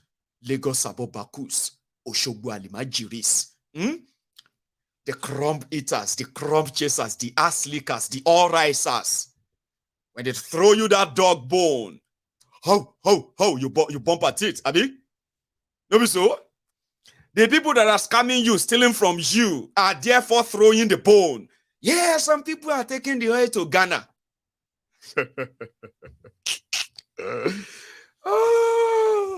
NNPC is the brain behind the whole fraud. They are also the people offering the solution. Ask them those they paid subsidy to. They won't tell you. Never. Ask them how much they pay to individual marketers who brought the oil into Nigeria. They will never tell you. Ever. Now you see, whatever they want you to believe, they'll tell you. And you will run with it. You will run into town with it. And you look so stupid. At the end of it, I mean, that's what I see. I'm sorry if that kind of feels somehow, yeah? So yeah, we don't know what is in stock. I would advise you to use whatever money you have right now to stock some food. Because the Padaba are terrible. No, I know what I'm saying. I have been there. I've seen it before. They'll play you back and forth. Then they will say, okay, yeah, okay, fine. We are cutting the price. Okay, we'll reduce it to, that's it. 167 naira to 400 naira per liter. Dangote refinery will come in 2025. By that time, probably a liter of petrol would have turned to 1,000 naira. Let's look at this in 2 years. And me consult me, I'm not a prophet of doom. No be me go make those decisions. So if tomorrow I wake up and they say, oh yeah, it's done, refineries in Nigeria are working, I will give them the praise for that. Like, oh, well done, oh, they did it. But it would never work. Not me. I'm not the prophet of doom. You have elected dealers that you call leaders, they are your leaders and dealers of doom. You are their consequences, so to say, or should I say, you are the victims of who they are or who you are. Trust me, I have been there. They'll play you back and forth. Then you will settle for something higher. Your life goes on like that, and you find a way to adjust to that. That's on you. Like, yeah, don't ever ask me what is solution. Show why I mean. Why do people like to kind of pretend that they actually want to listen to the solution? See another way they ask me, say, hey, okay, after all of this now, what is solution? Break up Nigeria. That's the solution. Makpami. That one is saying, yeah, why break here? Amy, no be me go break am. You. When the do enter body, when he enter you very well, as you they dance to reggae, you they dance to blues. Sometimes you mix them all together. Now you go to shout, hey, wow, break up, whoa, break this country up, whoa, it's shock you. Now time will tell, not me. Don't worry about me. No. If you continue like this, right? Ask your brothers and sisters who are today not interested in Nigeria anymore. It didn't start today. It was gradual. They once believed in Nigeria. So if you want solution and you see me, Maiyegun, what is the solution? Go on their own. That's the only thing you haven't tried. That's the only thing Nigeria haven't tried. You have tried military coup, it no work. You have tried regionalism, then break up. You have tried democracy, see suffering. See suffering to your long. See suffering. You try FIDI here, it no last 3 months. You look with that, try. What is left for you to try?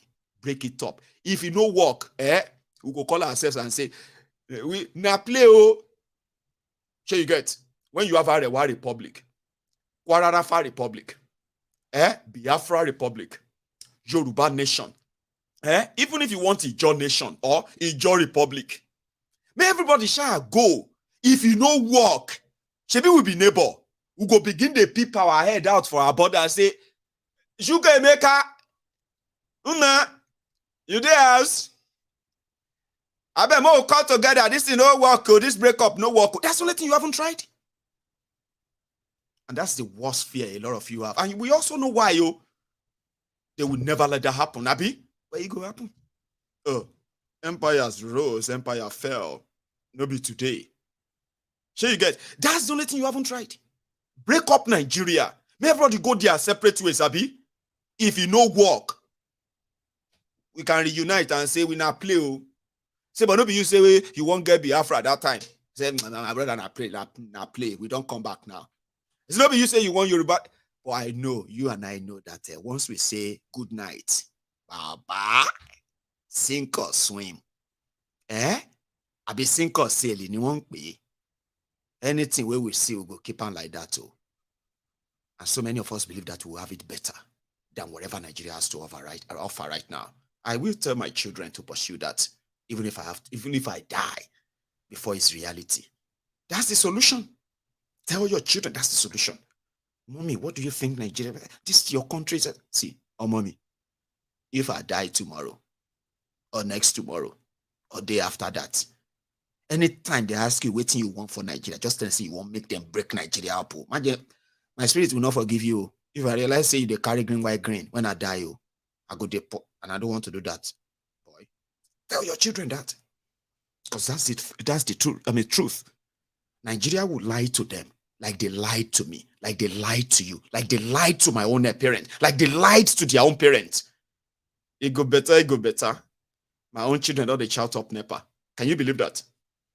Even though NEPA don't die for about 20 years, your children are still shouting up NEPA. You shouted up NEPA. Your parents shouted up NEPA. Their own parents shouted up NEPA. Today, your own children are already shouting up NEPA. Up NEPA. Say, go long. I'm born for this place. My children my son don't they shout up NEPA. It's finished. There are people who can actually think like that. You can choose to go and pray and do all of those nonsense that they have told you before. Let us pray. Don't talk like that, Maiyegun. Don't tell me what to talk like. Sure you get. Because one of the things that we have managed to defeat on this platform is that you can never be politically correct with us. No matter how she sounds, no matter how, I don't know, how, what do you say, unrealistic to you, you can't spoon feed us anymore with all those jargons that you did with our own parents. And we will not create our own lies just because we know that the reality is flawed already. Abi, how do you explain this? They say if you contest the election and you feel like you are cheated, where do you go to? You go to court. And the court is a sacred place where everybody should go and look for justice. So if you are right, if they are wrong, the court will decide, the law will decide. If they are right and you are wrong, the law will decide as well. Justice, where everybody have a sort of almost equal satisfaction of seeking redress. Fabi Okuta then went to court. Tribunal said that they challenged the current governor. Oju window, now for window, the judge take escape. Nobody even know when the judge escaped. Why? APC, they brought their people in. At the judge, at the clerk, at the petitioner, at the respondent, Alupa. I'm not joking, no. It made news. People won't go court, go challenge election. They beat. If they say, yeah, we are coming back to court on Friday, do you think they will go there again? Tell me about this.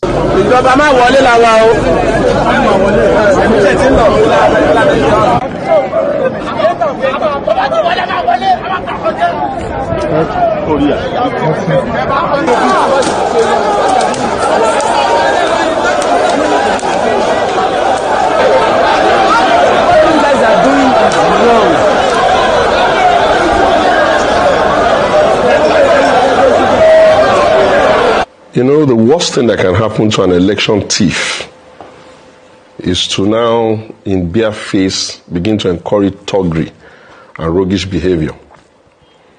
I've played politics in Ogun State since 1999. Bar one incident in 2007, I do not have any recollection of any time in the history of our state where brigandage, misbehavior, thuggery, criminality, marauders and murderers have been elevated to the directive principle of state power, like has happened underneath the government of Dakwa Abiodun, the man I like to say, the select governor of Ogun State, because you couldn't have won an election that is still very much being contested. Today was the beginning of the opening of the tribunal, and obviously a lot of people will go there. It is usual for leaders of political parties like us to show face so that we can just show solidarity, not like we're leaving all our followers to do all the hard work while we sit in the comfort of our air-conditioned room. And in my habit, I don't move around with thugs or, miscreants. I alighted a reasonable distance from the courthouse because I knew that parking would be a problem, and I proceeded to walk. As I moved towards the environment, I had seen the type of terrible characters that in decent societies they should be in prison, milling around and driving all over the place. Some of them are fairly known operators who play around their parks and garage and their ticketing and such beastly activities. I approached the court gate and àtisẹ́tẹ́ àti ń parọ́ tipẹ́ àtisẹ́tẹ́ òtítọ́ òdìmú òdodo òsì mọ́ àtisẹ́tẹ́ kágbádé fálárẹ̀ àtisẹ́tẹ́ kágbẹ̀bí fálárẹ̀ àtisẹ́tẹ́ adájọ́ ń parọ́ torí owó àtisẹ́tẹ́ òtìlú ń parọ́ nítorí ipò àtisẹ́tẹ́ èdò gbówó ń tẹ́ àtisẹ́tẹ́ ìjà ń jà aráàlú àtisẹ́tẹ́. Etiquette. Anyway, that is the reality today. Okay. I don't know. I don't know how people sort of see this when they live very close or live within that space. But I would wish you what you wish yourselves. I keep saying that, right? So I'm going to take calls so that I can hear from people tonight before I go to bed or before you go to bed. All right. So what you're going to do for me is that like the broadcast if you haven't already. Okay. That's your offering.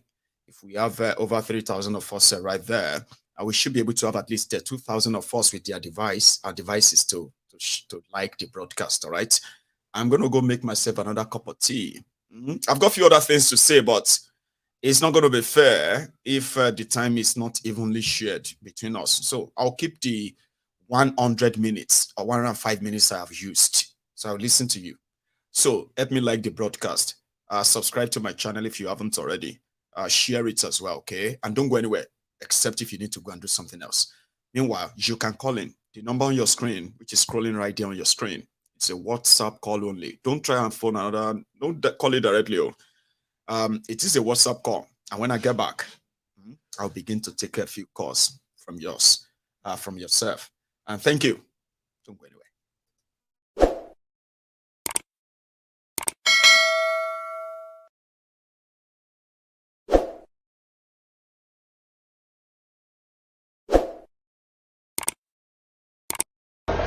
What shall I say unto the Lord? Yes, Lord. All I have to say, Thank you, Lord. What shall I say? Thank you, We can deliver,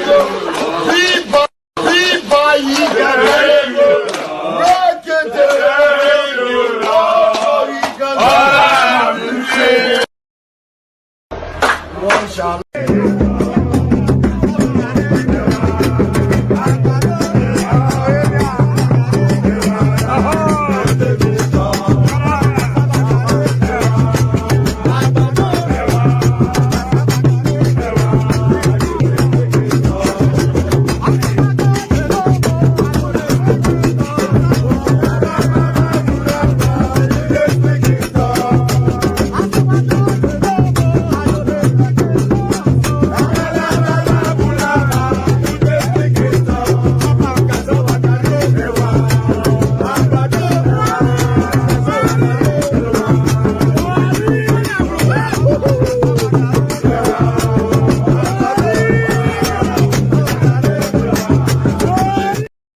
speaking tongue? I have a caller. Hello there. Hello, Maiyegun. Yes, sir. And who is this? Bode Thomas ló ń sọ̀rọ̀ láti Nigeria. Bode Thomas, Baba. That one a very familiar name. Anyway, how are you, Baba? I do. Baba, ó ti sú wa o. Ìyà yìí pọ̀ o. Àwọn gọ́ọ̀mẹ̀ntì fẹ́ pa wá ni o. Owó mọ́tò gbogbo ẹ̀. Wọn láàánú aráàlú o. Àfi k'Ọlọ́run jà fún wa ni o. K'Ọlọ́run jà fún wa ni o. So, báwo làwọn èèyàn ṣe wá ń cope? How are people coping? How are they coping? Like, kind of surviving or blending it? Now, trekking or like transporting yourself? Trekking ni o. Èmi gan fara ń gbà o. Iṣẹ́ teacher mo ń ṣe o. Ní private school mo fara ń gbà o. K'Ọlọ́run ṣàánú o. Nigeria yóò rọgbọ o. Àti bọ́ family gan is a problem. It's a problem. K'Ọlọ́run ṣàánú wa. Àdúrà kan máa gbà. Yorùbá nation yẹn ká gbà. K'Ọlọ́run ṣàánú fún wa. Àmín. Thank you so much, Baba. Here, I have another person on the line as well. That's Bode Thomas from Lagos. Yeah. Hello there. Yes, sir. Mr. Maiyegun. Yes, sir. How are you? Yes, sir. Air Force One from yesterday.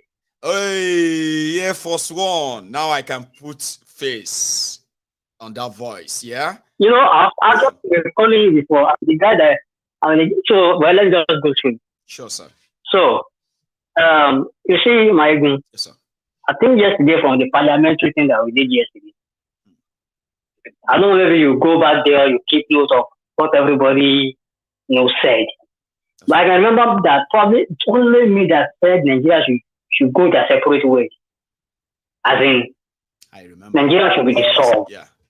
Go on, Baba. You remember?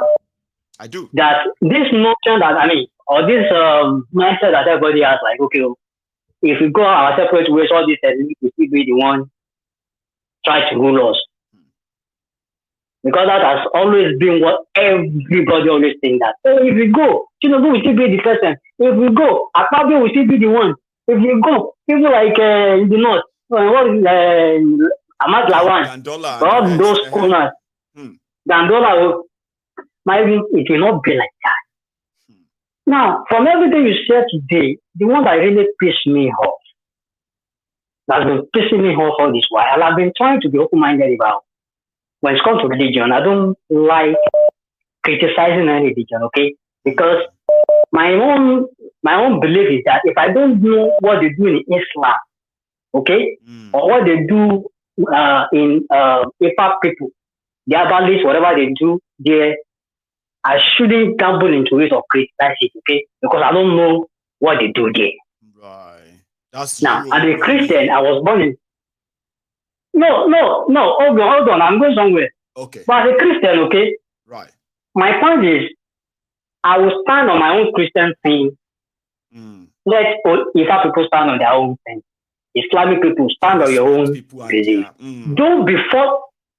Respect everybody' religion. Don't impose your religion on anyone.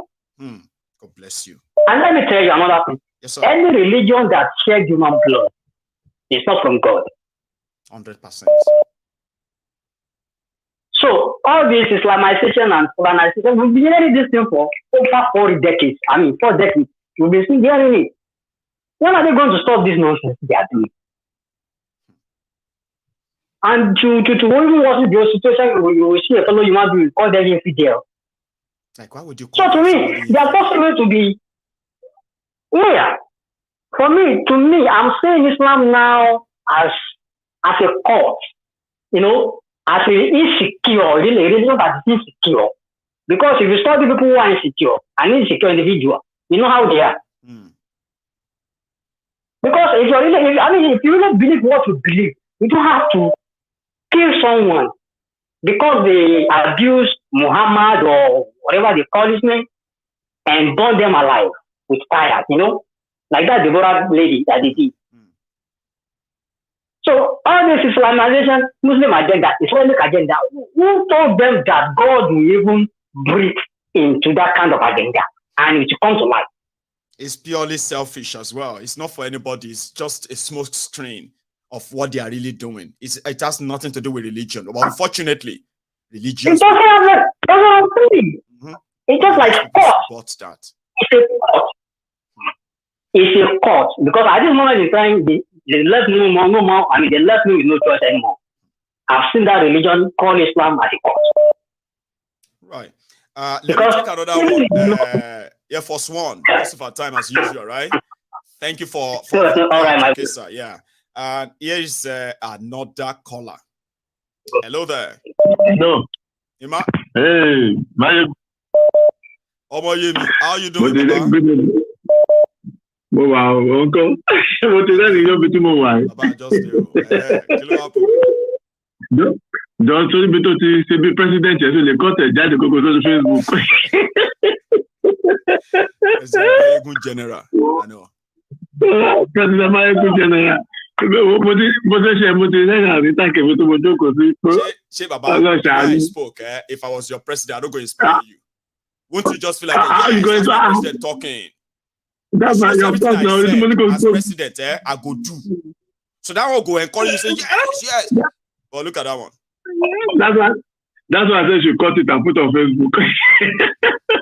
I know. Sorry, cannot take Rufai. That's the agenda even before the election. It does. Prophet Islamized in Nigeria. Even Tinubu knows, and that's why they supported him. Tinubu knows that's why they supported him.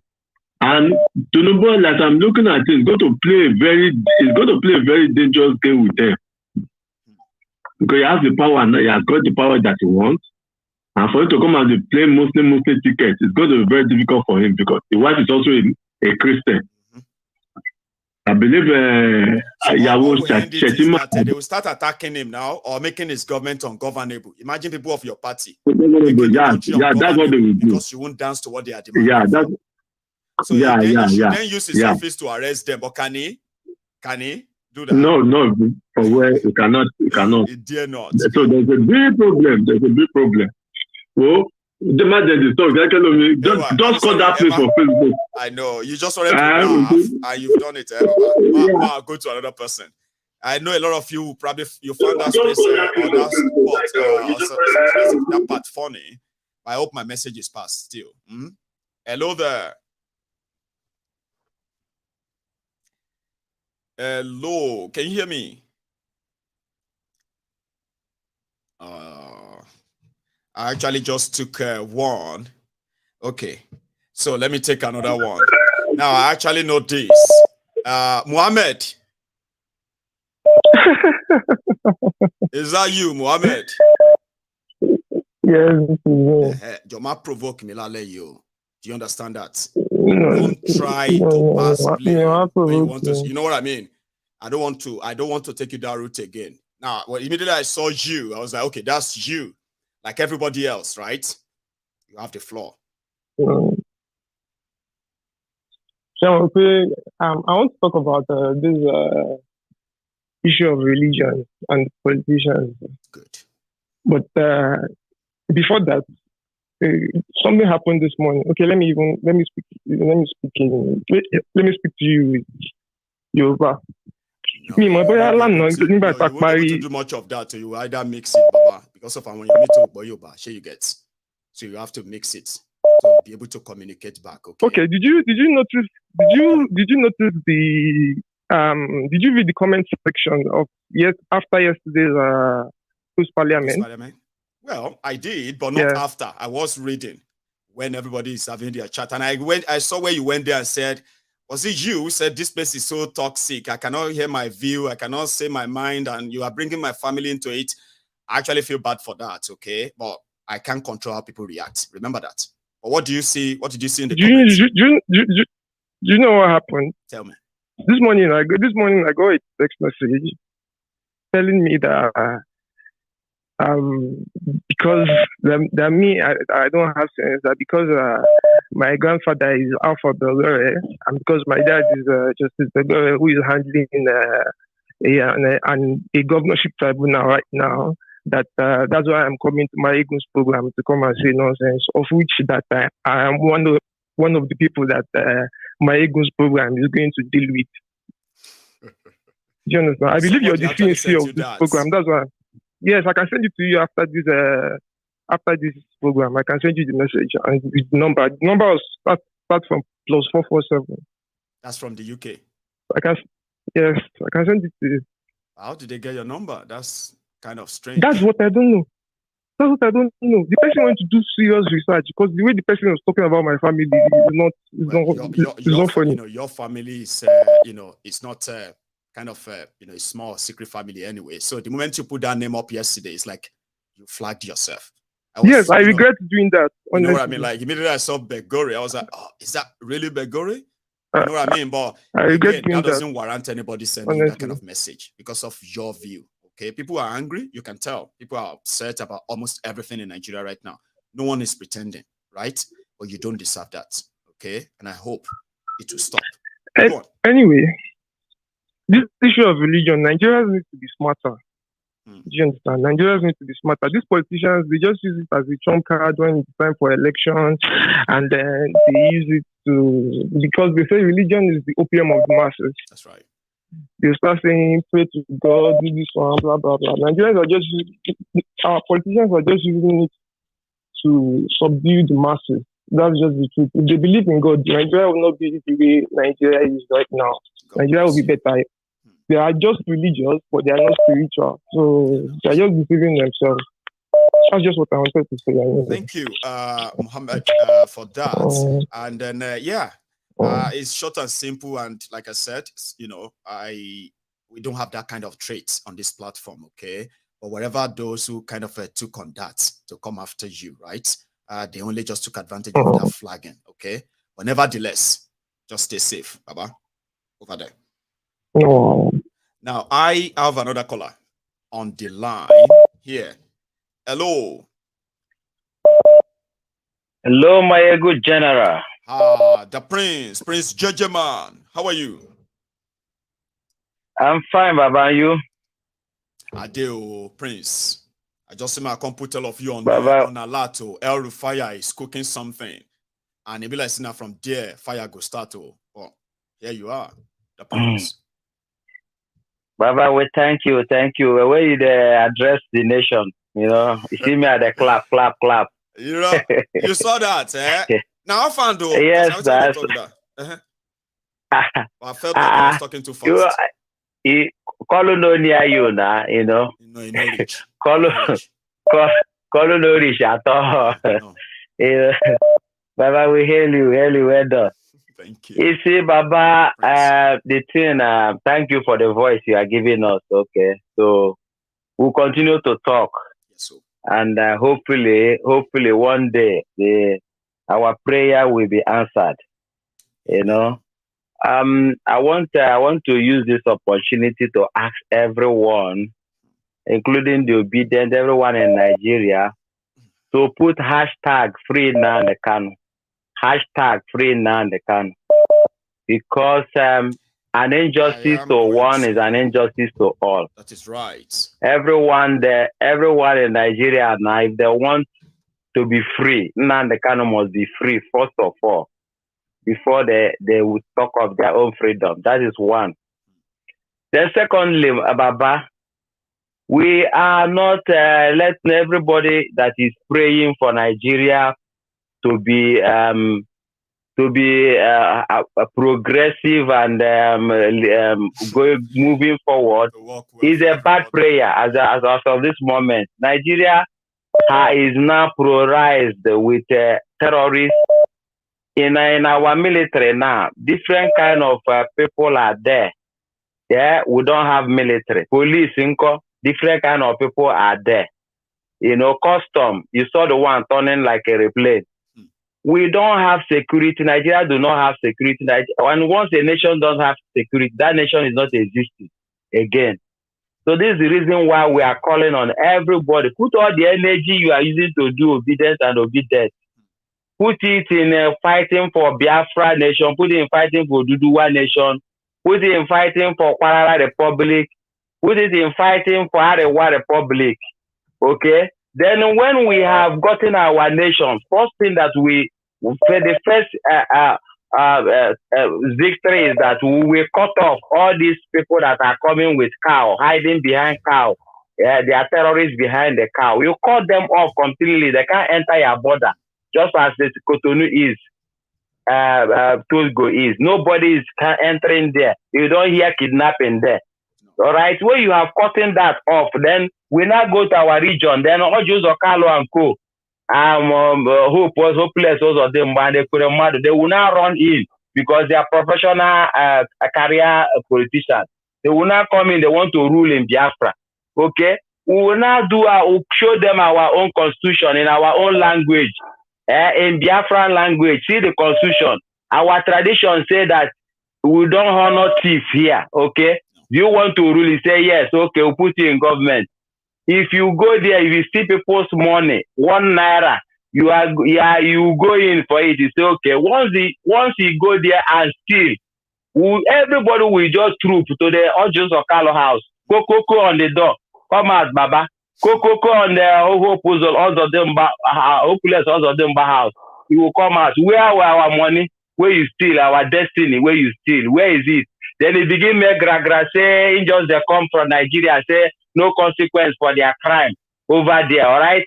What you go do for them and their children, we will leave their wife because we go marry and go there. Them and their children are pie, you know, pie, that go just do pie, because if their children grow, the blood of chiefs will enter them too. Them too go one begin to paralyze our life. To the Bible punishment. We talk say they go punish you from 1 generation to the 7th generation. Abba. See, I'm telling you, Baba. Exactly.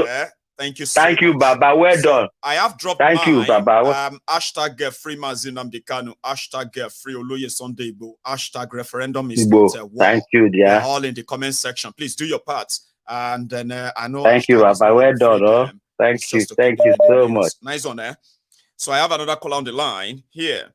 Oh, Hello? Yes, ma'am. Hello.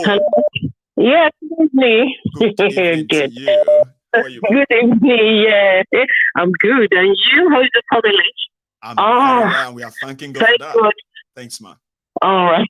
Yeah, you know what? Yes, ma'am. What people have been saying and everything you've been saying about these things, they're asking you, what is the solution? What is the solution? The solution is simple, right? Let all of us join hands together. Just like what the previous caller said. Let's channel all our energy, our effort on this. Like, okay, this Nigeria is not working. We've done so many things. We've tried so many things, but this is not working. Can we just do this, like what you said? Do something else. It's so simple. Why do you have to stick to, yes, it has to be Nigeria. Yeah, if you like the name, you like the name Nigeria. But the name is just name. Just name. It's just name. It's just a name. So there's nothing. It's just a name. And unfortunately, we were not even the one that named that country Nigeria. Exactly. There's actually nothing in Nigeria that you can say is linked to naming us Nigerians. Come on. Yeah, nothing. Can't we just think straight? We really need to change our mindset on this issue. And that of religion as well. Yes. Religion, if people are saying this Islam, Christianity, and all sort of Islam says there's no compulsion in religion. You can't force anybody to practice your religion. It is not possible. You can't be doing this. What these people are doing is not about religion. I want people to understand that. It's not about that Islam. It's no. People should just listen. If you care to know, ask. Religion in Islam did not say, oh, you have to kill people, you have to force people. Okay, well, if they are doing jihad, at least they are killing people, they're raping people, they're raping children, they're raping old people, they're doing everything. It's not religion. This is not religion. They're just hyping on that Islam, like, oh, they want to Islamize Nigeria, all sorts of things. Anyway.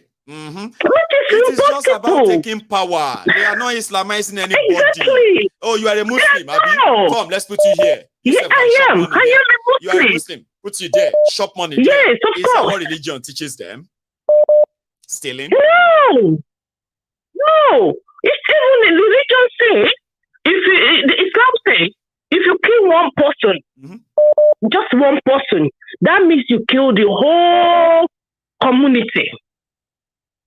Just one person, I'm saying. That means you kill the whole community. And if you save one person, that means you save the whole community. So how did they see their own killing and not killing? They have thought that chapter away from the Hadith and the Quran. They've thought that away. They don't need that one. This time around it's about fear.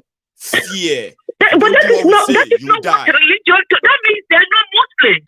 They are not. And if they're calling anybody dirty, filthy, or whatever they're calling people, it's not allowed for you to call anybody, to condemn anybody. No. It's not you. It's unfortunate. It's not you that we tell them you are this and that. No. Even if you say you follow and not remember, it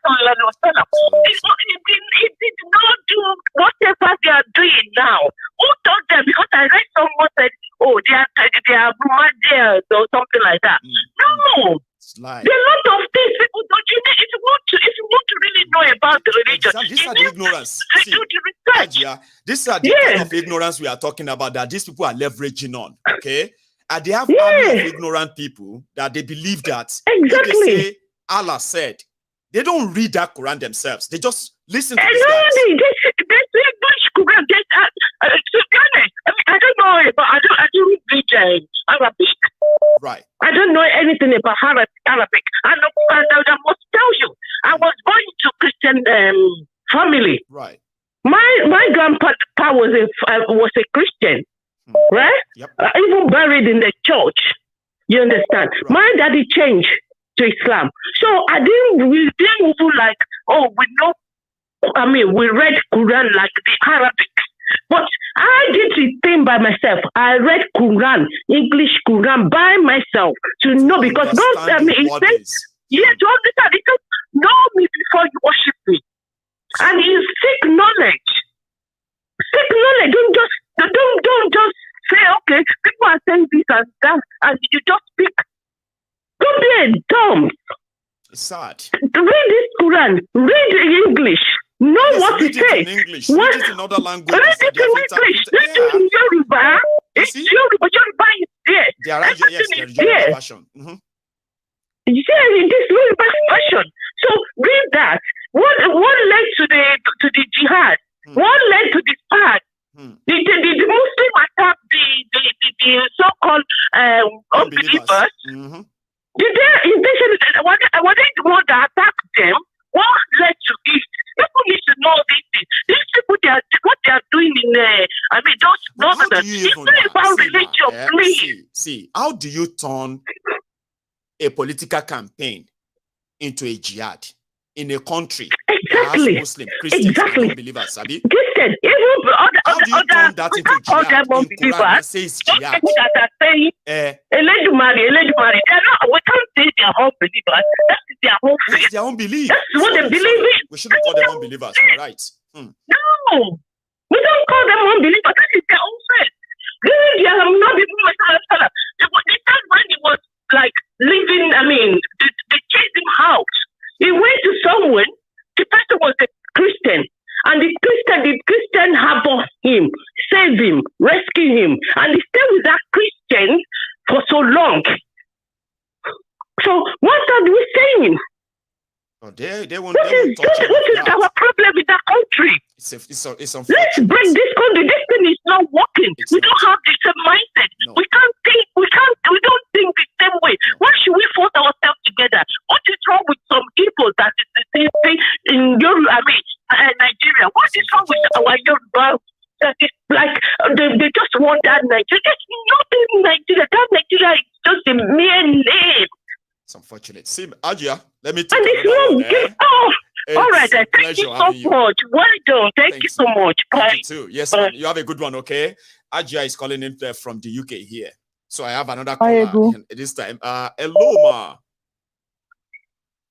Maiyegun, I've been trying to get through things. Finally, you got through, ma. It's good to get you today again. It's such a pleasure. Thanks so much. Maiyegun, I've seen what Rufai is trying to play.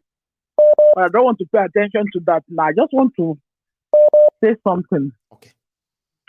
I believe most of the judges that are involved in this tribunal case, whatever it is, whether Supreme Court or whoever, I believe some of them will be watching your show. Trust me. If they don't watch, maybe the assistants, because they go. Would have stumbled on it a few times. Yeah. They don't trust me. They seek public opinion. They know, they'll try to know the temperaments of the public, both through the Twitter's space, YouTube page, YouTube space like this. So they seek opinions without we knowing. So I believe maybe they will stumble in what I'm about to say now. I want to remind them of something. Yes, I want to remind them of something if they come across it. Let them know that no matter the amount of money they want to collect, it is not compared to the life there's no comparison to the life of their children. They might enjoy it today, but their children will never enjoy it. No. Because you see what is coming up in Nigeria will shock people. You see Tinubu, yes, Tinubu might give them trouble. There will be a confusion in the camp of the enemy. But Tinubu will show the whole Nigeria shege. Trust me. He's already doing that. Tinubu is not interested in anybody. The only person he's interested in is in his family. That's right. That adage they used to say that Tinubu used to put the people that he works with people for a long time. He works with people for a long time because he has a vision. He has a focus. And his focus is on this presidency that he's in today. Which he finally got. He knows that someday in his life, he has the ambition of being a president. So he has no other choice because of his background, because of how he has soiled his hands, to play the role of buy his friends with money. Buy his friends with conspiracy theory. That's the role he has been playing.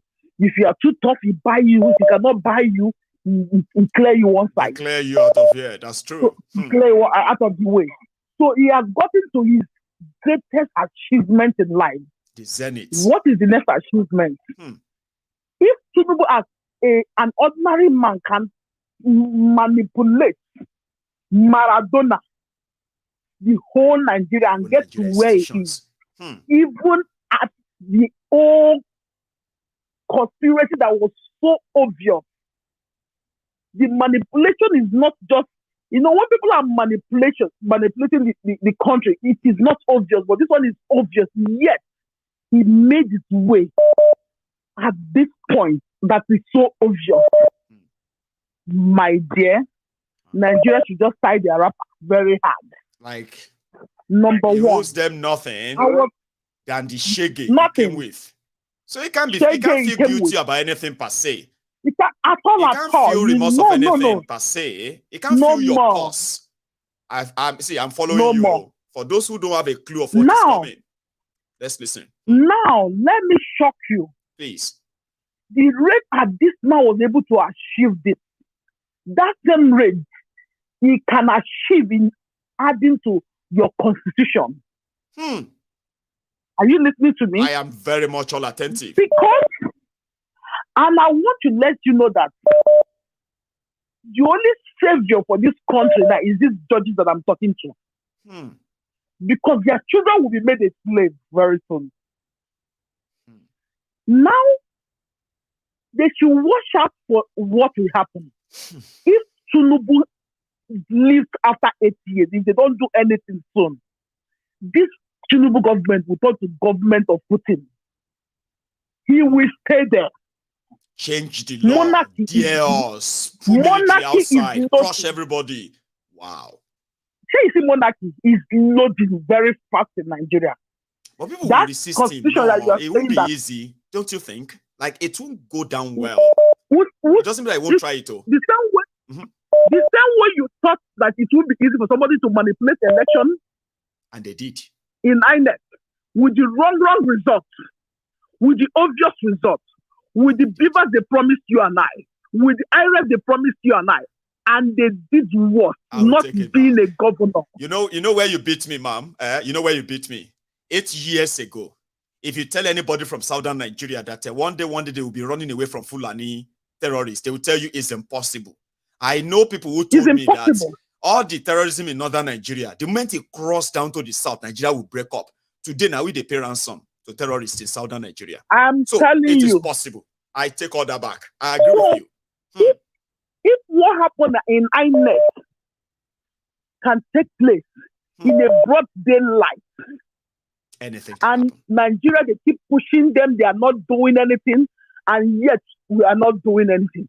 If the judiciary can be bought in this manner, and yet afternoon nothing is happening, and you tell me that the same people is appointing now that is his cartel, but he's forming his own cartel now. They are will not still go ahead and lobby whatever constitution he will do. He will sit for third term. Hey. And honestly, unless he's not alive, because you know why? I said this thing during the election. I said the person that is speaking for presidency is not just Tinubu, but his wife. Tinubu is power tasty. His wife is dangerously power tasty. Forget about Christianity. She's not a Christian. That one just enters Christianity out of the political ambition of today. Wow. Pastor Remy. So we can see whatever is political ambition that makes you. Yeah. You understand me? He had it well planned out. They had it well planned out. Now, there's no reasonable woman on earth that will leave Tinubu under his condition to vie for presidency, even with all this immorals that was acted in this election. I thought as much. But because of our police, because he's vindictive, She is a vindictive woman. Because of her position, forget about those. One, the sister wearing a smooth face, calm face, innocent face. Is it not the same one that asked the Igbos to leave Lagos the other time? Now that we can't trust the Igbos. Igbos, we can't trust you. You understand? We gave you everything. It's the same person that are coming to parade to you like. I mean, like how could you even say that? Former first lady of a state. You're not just even the wife of a politician.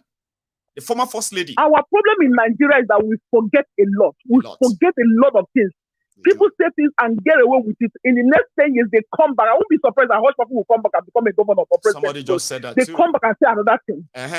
You understand me? Now, this woman, you saw it playing out. And you know the funniest part of it? Tell us.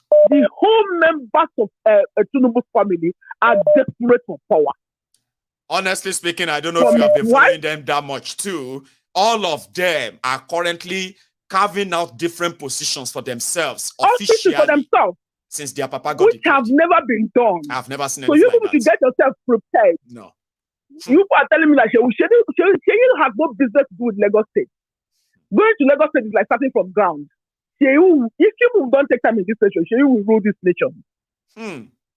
We have a long way. Scary stuff. So there's power in networking. That guy has a dangerous network.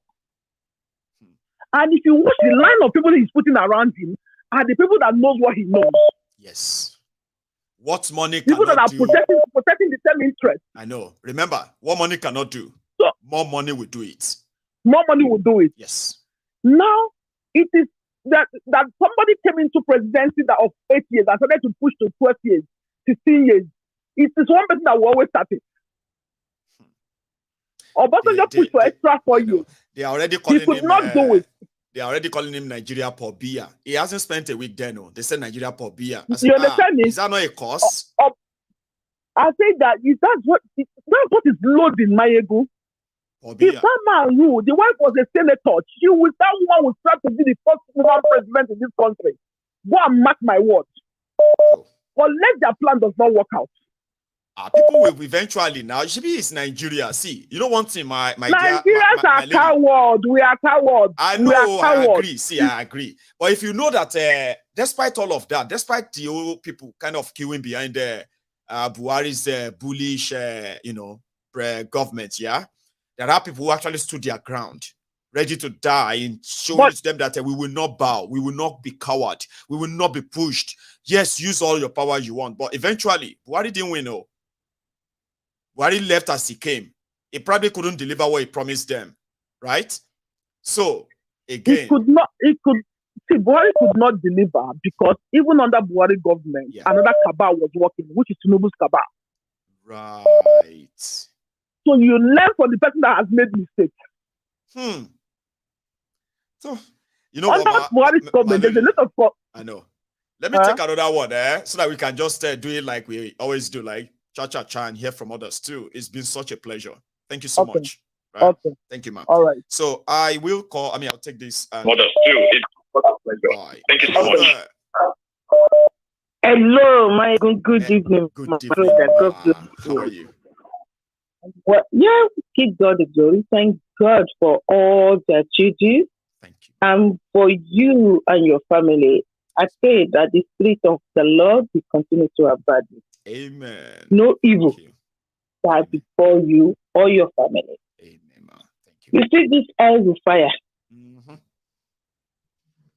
That man is a cost to that country. Firstly, the Boko Haram. Rufai doesn't hide it. That he is one of those who brought Boko Haram into the country. He said it himself openly. That they brought those people, yes. And after that, during Buhari regime, he was the one that was suggesting we should bring in another mercenary to help combat this Boko Haram. Bear in mind, bringing in another terrorist. Remember? Yes. Yes. And now in Southern Kaduna, in Benue, the killings of those Christians continues. And everybody just turned a blind eye. Blame game. And this man now publicly publicly put his voice out there that the Muslim ticket is for this purpose. Yes. Isn't that scary enough? I was watching a program yesterday in which a church was burned down in Aja, in Lagos. They said, oh, they find the guru, the man that was meant to help them clear their toilets, whatever, the pee. Right. Fall in there, and they were so quick to build a story. Oh, they find the guru in there, his eyes has been removed, his torso has gone, his neck has gone. That was why they burned the church. Yeah. Nigeria better wake up. Because I was reflecting on this. And even everybody just join in. And that is one thing with Nigeria. They will not ask for the fact. It's just for one person to cook up a story, and everybody just, this is jungle justice. We must be part of it. That was what happened with Deborah. Deborah, they cook up a story, and everybody just joined. And they killed that girl, burnt her. The next minute, we don't know where the killer is. He has traveled back to Niger, till today. And you know something, man. No justice. In January, yes, they discharged them and acquitted all of them. They arrested them. They discharged and acquitted all of them because the prosecutor, Nigerian police, they never showed up in court not even for once. When court was tired, they said, you know what? See, just go. Murder charges or murder case. Police Nigeria didn't show up. Is that not deliberate? Didn't we know? I mean, don't we know that was deliberate? And you can see what happened in Owo. The massacre. You know what happened yesterday? I was like, Nigeria better brace up. It is in the south already. They will just start burning churches and whatever, and making up one excuse against the church, against this, against that. And the same thing I said, when this so-called Khan was, there is no harm in Muslim ticket. There is serious harm in Muslim ticket. It's done. It is done now. It is done. But we need to keep our eyes open. You know one thing, man. Rufai in that video said that people said Muslim ticket was to Islamize Nigeria or to make the Muslim dominate others. But we told them, no, it's not true. But of course it's true now. That's why he said in that Hausa. He said, people raised the alarm that it is it's about Muslim dominating others in Nigeria. So we told them it's not true. Then he turned and he was like, of course it's true. And they all shared Allah Akbar. Continue, man. And you can see what is coming. You can see everybody is trying saying, what Rufai is saying or said is going to set Nigeria in a place. Do you think Rufai care? Was Rufai not part of people that are already setting the country ablaze? People should just wake up. And Nigerians should be more vigilant. Because now they will find one stupid story to cause mayhem. And it is so easy. People don't even look for the fact or anything. They just join it. They just run with it. They burn the church, everybody just joined. They killed Deborah, everybody joined.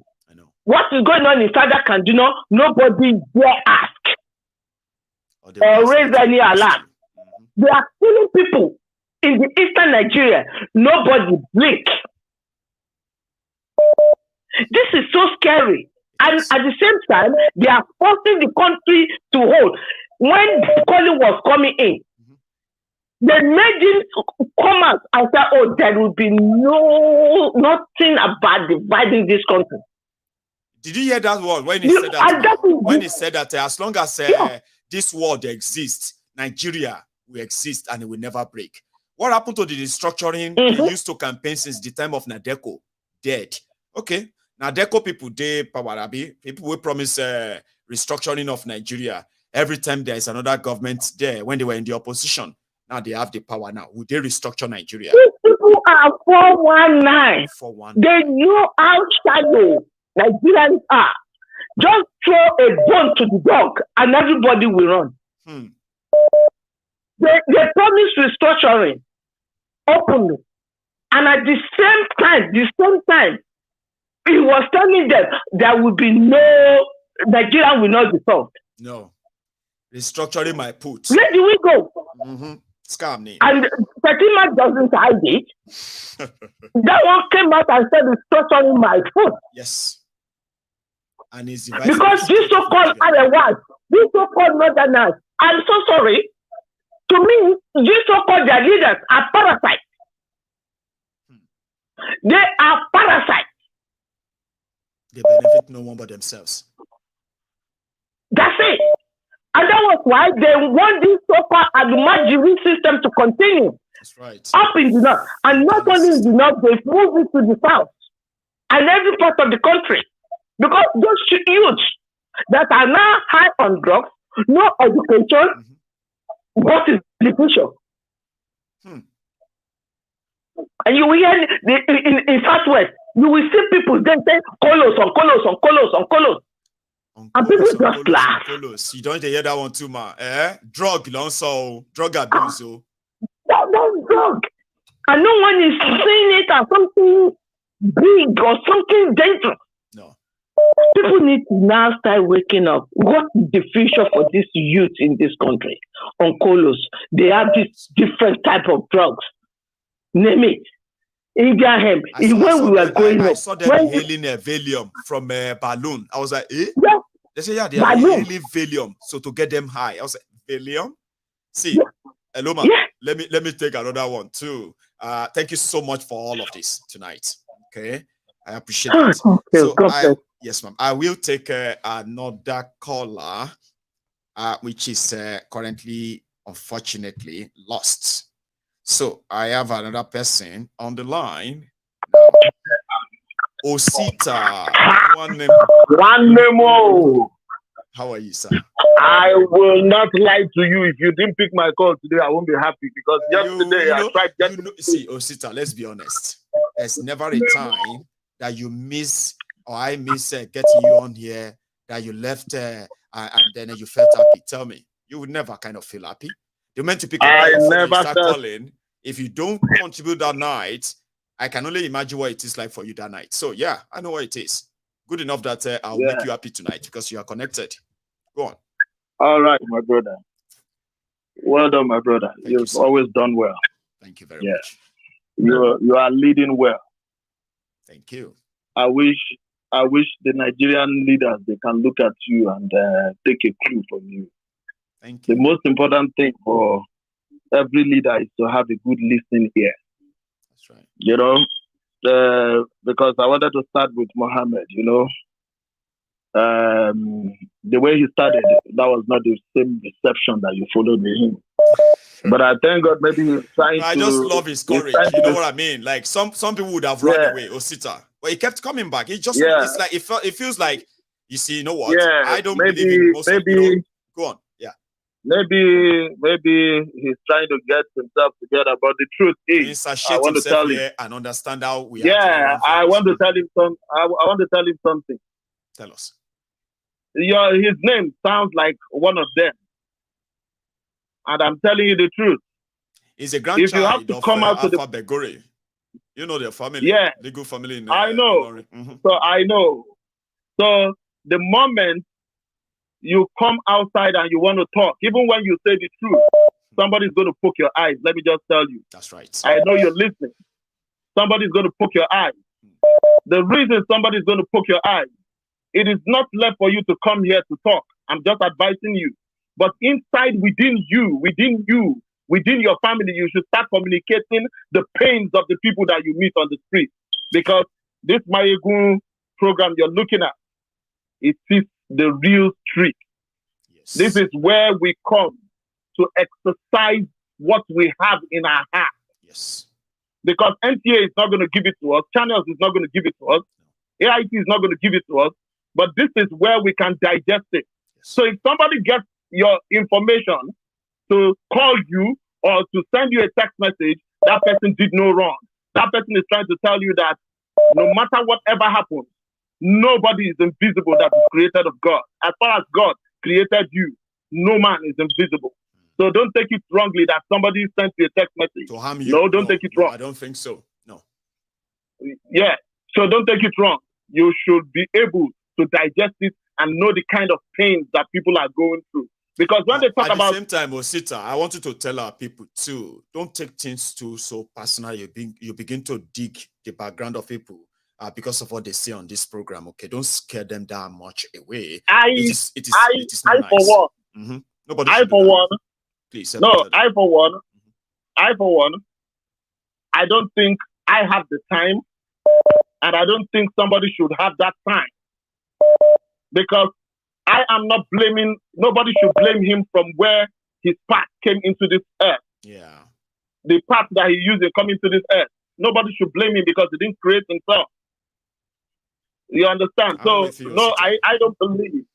I don't believe. It could be somebody too who is in his own domain. Yeah, people that maybe even they be belong somebody to the from same their class. Bado camp too, who saw him on that program. Somebody from their own class that knows him. You went on Maiyegun show. Why would you know what I mean? So exactly. It could be anything or anyone. So it could be anything. I don't think anybody here will ever do that. Nobody has my number. I don't have anybody's number there. Yeah, I keep that to my chest. Like nobody. So that's the way it is. Even sometimes somebody will say some certain things that I'll say, oh, I wish I have this person's number so that we can talk it over. I know. But I can't even write you. I can't even communicate with you to tell you that, please, I need somebody's number. When people will say, Maiyegun, I've sent you text, you didn't even respond. I'm like, I'm sorry. So I want to let him understand that people here are very, very responsible. Yes, we are. More than even the people in the government in Nigeria.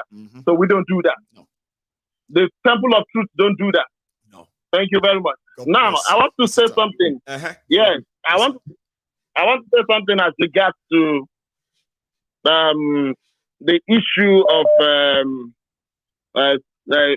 people thinking that the reason I counter it, I don't like it that we would think that these people are too strong. The moment we keep talking about their bravery, their being strong, believe me, we are losing that steam. We are losing that guy. I don't want nobody. There's something that the international community or the Western world taught us. What it taught us is that you can't be afraid of any human being like you. You should be able to say your mind. That's right. I was speaking before the election. You remember when everybody was saying that the military will take over,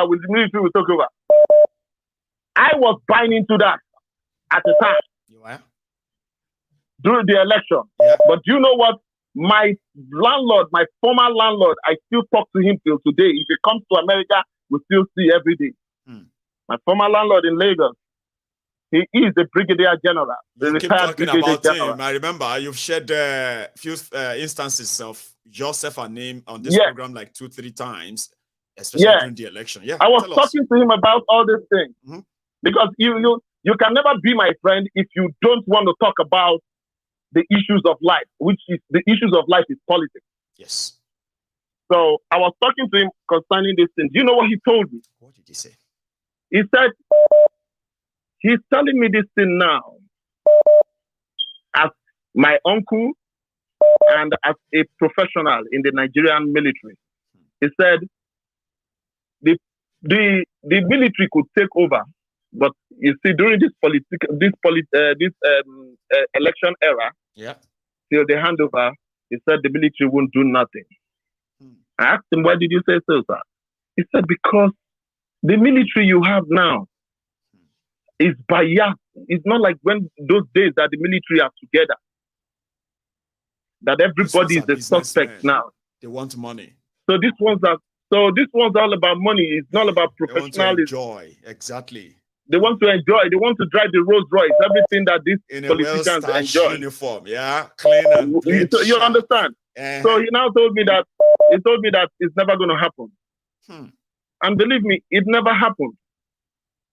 So one thing that I want to let people understand that thinking that if there was anybody who was in a position to change Nigerian constitution, to elevate his time, it's Buhari. He had everything going on for him.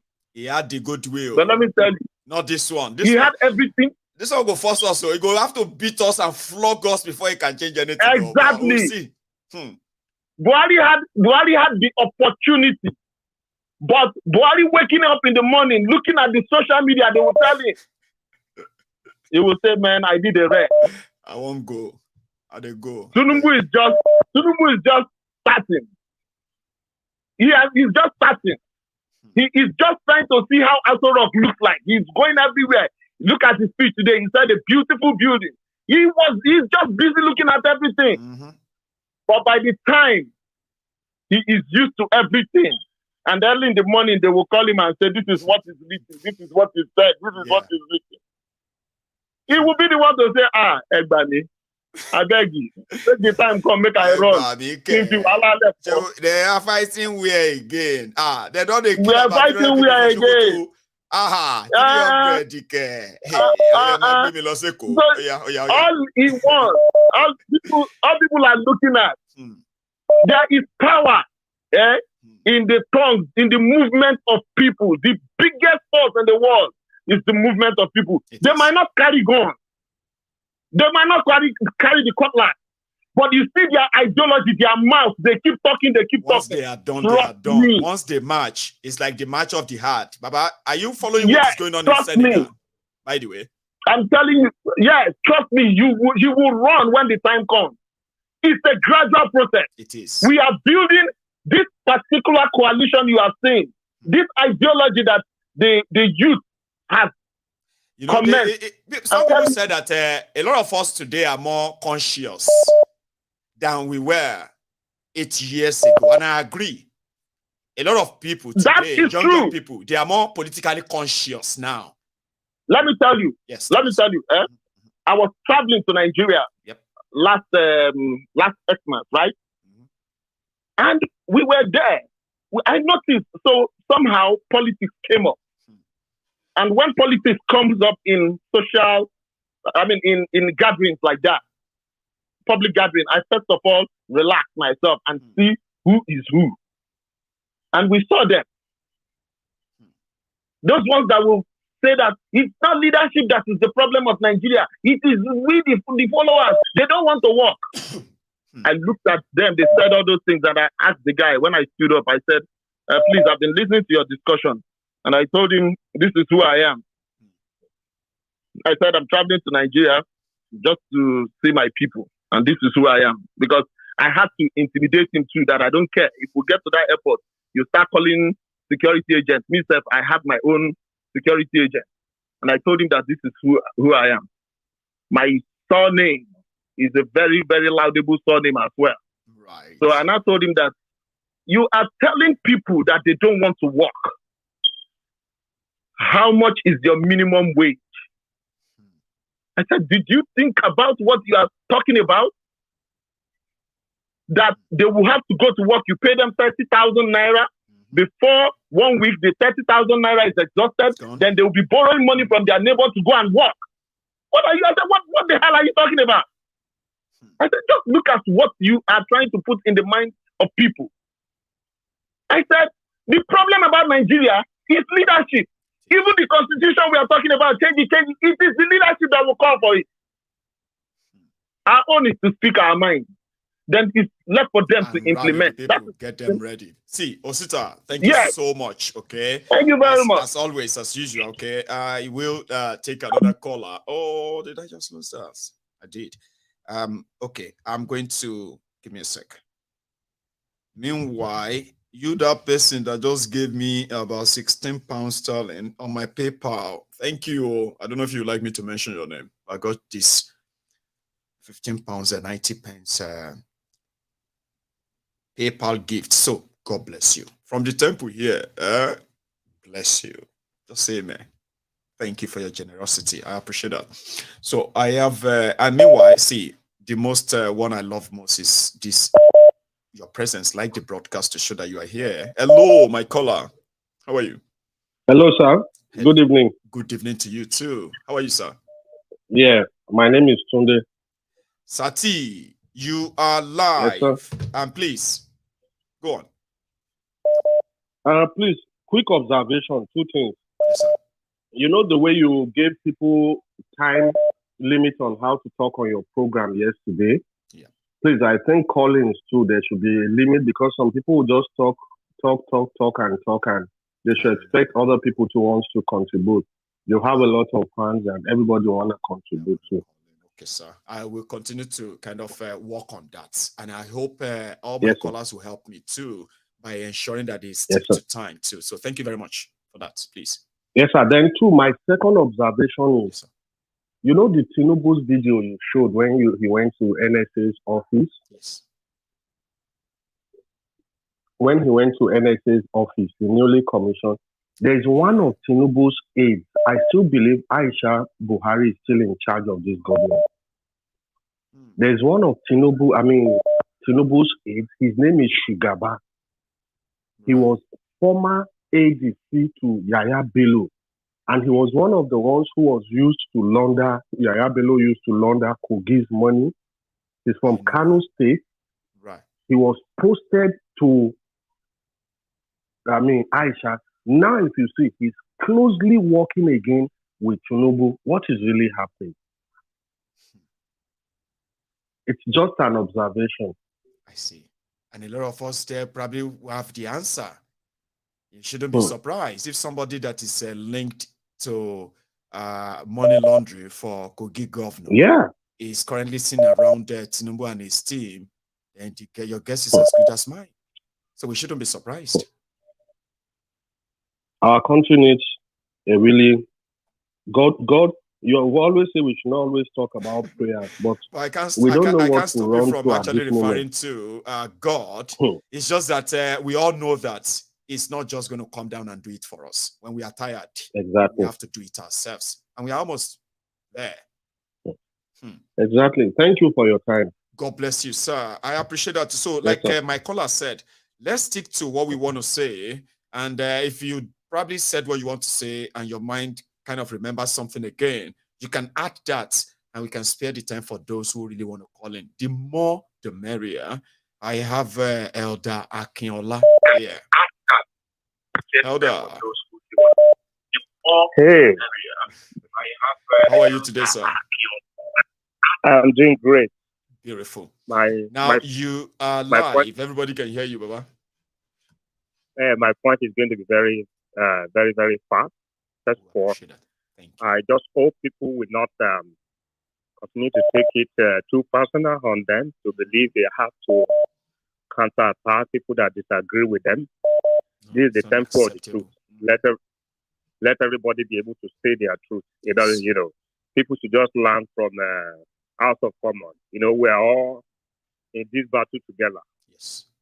We are suffering together right now. Hopefully, people will understand that even Kolu himself, I don't think it's finding it funny what Buhari left for him to face. That's first thing. Yes. And the second caller talked about Aisha Buhari. This woman was actually the most advocate for Kolu in Buhari's government. So I'm not surprised the people is pointing to. If you all remember, when Buhari was talking about my wife belonged to the other room, it was when Aisha was criticizing Abaki Yari and Daura about not being closely associated with Buhari, Tinubu. They believe put them in power, in essence. So these people are connected. If people believe that these governments are going to be separate from what they saw in Buhari, it's not going to be different. They are a bunch of the same people recycling themselves in different ways, different forms. It's we that are running after them who think they are different, in essence. So when they are fighting their battle, either between Atiku, Tinubu, or Obi, these people, they are the establishment. Nearly all these people have spent 8 years playing with Nigerian money. So don't let anybody believe that they are fighting for us. They are fighting for themselves, in between themselves. So don't become the victim of their fight. And I should close so that other people political enemy. You will not be doing enemy because of this. No, I support the call to for everybody to continue to call out for the release of Kanu in essence, and not only Kanu and all these people where Buhari has defied the court. We have the former son of Dasuki of Sokoto Emir. Right. This guy, because he arrested Buhari when Buhari was a military head of state. The first thing Buhari did when he got into power was to get him arrested. I'm not saying that it was wrong for him to arrest because of corruption, but this guy went to court, and court asked him to be released. Same thing with Zazaki. Yes. So Buhari has been playing vendetta, just arresting people that he disagree with, not giving any, these are the issues. People should start to call this thing out. And if Kolu, I'm not hoping for him, to be honest. But if he ever want to have any iota of that, I'm not raising my hope on him. But the reality is that you have to establish a country, society based on the rule of law. Kanu has gone to court. Court has released him. Let them release the man now, not tomorrow. They have not done anything wrong. That's my contribution for tonight. Bless you, sir. I do appreciate that. And it seems that a lot of us are beginning to stick to that time. Well, I have another caller on the line. Hello there. Hello, Maiyegun General. Hello, mommy. How are you? This is Mama H. I'm able to enter your gate of heaven today. Hallelujah. Hallelujah. And you are here live. Thank you. Live and direct. Yes, ma'am. Nigeria, have fun now. We do. I mean, when they talk breakfast. Go on. When they talk breakfast, and they wait for Kolu to give una lunch. It be like in our kitchen, they still do, my lady. They never serve us. So. Now, kitchen, they still I think I beg. MaiyegunDiary, I beg. You get APC filling station because we get to refer the Kolu Abobaku to APC filling station in Nigeria. It can't be like say there are not too many. Are they fine, Sha? If you see before me, please. I get people where they look. Tell me when you see one. Okay, because we get to refer them to go and buy for APC filling station. I see na 14 naira per liter. I see na 14 naira per liter. Kolu, your children are waiting for lunch and dinner and supper. Yes. Please release it on time. And Olori Buruku, when they were now killing themselves over somebody who will not remember them. Okay. Anyway, as far as I'm concerned, he's president select by INEC. The real president elect is in the making. And the law court, whether do it or they will see the other way around. Nigeria must move forward. In our lifetime. Tired. Yes, so this very life, are you there? Is a must. As far as I'm concerned, Kolu, you are a placeholder. Because now 10 on now we tell no what that they call placeholder. Okay. So the placeholder has been extended to Aso Rock. I hear say they go me to be make it drop petition. I think so you be win election. Yeah. According to your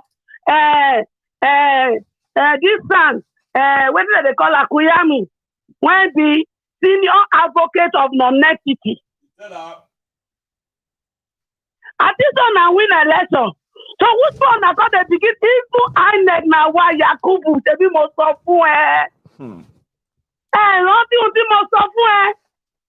I told you, Yakubu, make una not rig election.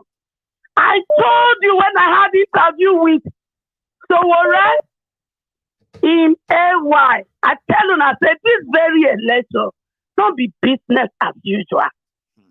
I told you that every money when you go collect, it go be like some does for your hand. Indeed.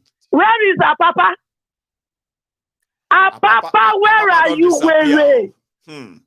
They don't shame you go inside house, And all of you when see the support Kolu ẹ máa jìyà gbẹ̀yìn ni nítorí pé lágbára Ọlọ́run lágbára Ẹlẹ́dùmarè tí ó jẹ́ kí ìkúkú òjijì àwọn ọmọ mi máa gba mandate wọn.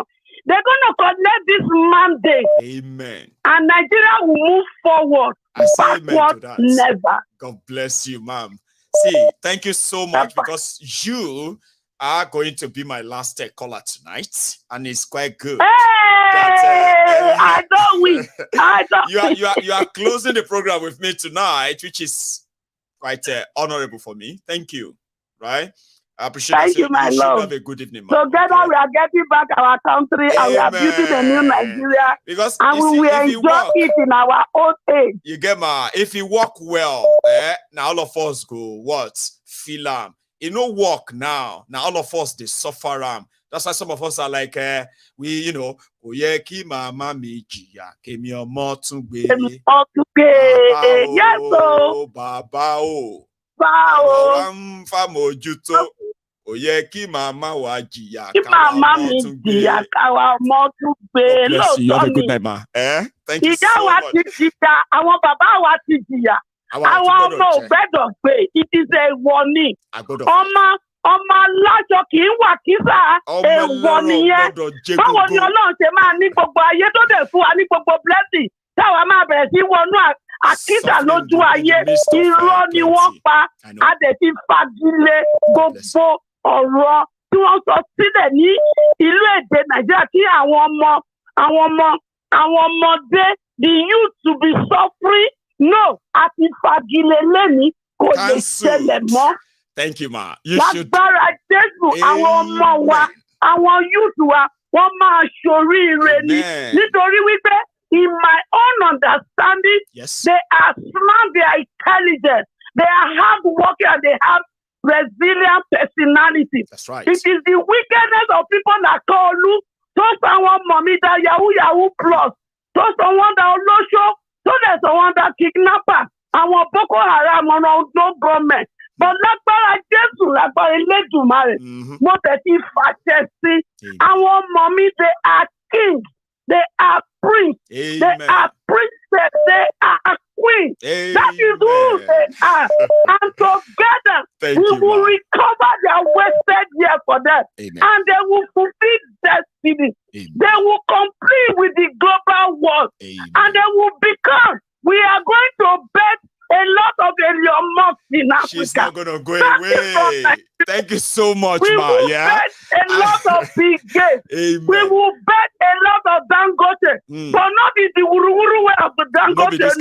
No. The new way. Because together, we will reclaim back our rightful place in Africa. They say we are the giants of Africa. But they make us the non-entity of Africa. But Lakbara Jesu, Lakbara Ledumare, we are reclaiming back our glory as the giants of Africa. And so shall it be in your lifetime and in my lifetime. And everyone that believes in your program, and everyone that believes in a new Nigeria, together we shall bet a new Nigeria. Amen. Good night, ma. Now, I think I will let her go. At this point, we can stay here till tomorrow. You know her? She's that passionate about it. And do I even need to add anything else anymore? Let's go to bed. So, good night, every one of you. I'm going to see you some other time. All right? From here.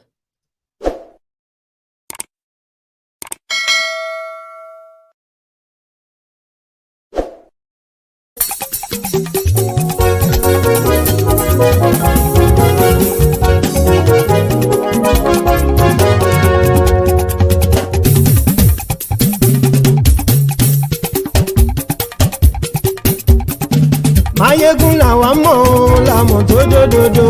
Maiyegun Diary, Maiyegun number one. Maiyegun làwa mọ̀ làmọ̀ tó dòdòdò. Maiyegun Diary, Maiyegun number one. Maiyegun ti dé o, ọ̀rẹ́ ará ìlú. Maiyegun Diary, Maiyegun number one. Lórí Facebook, lórí YouTube. Maiyegun Diary, Maiyegun number one.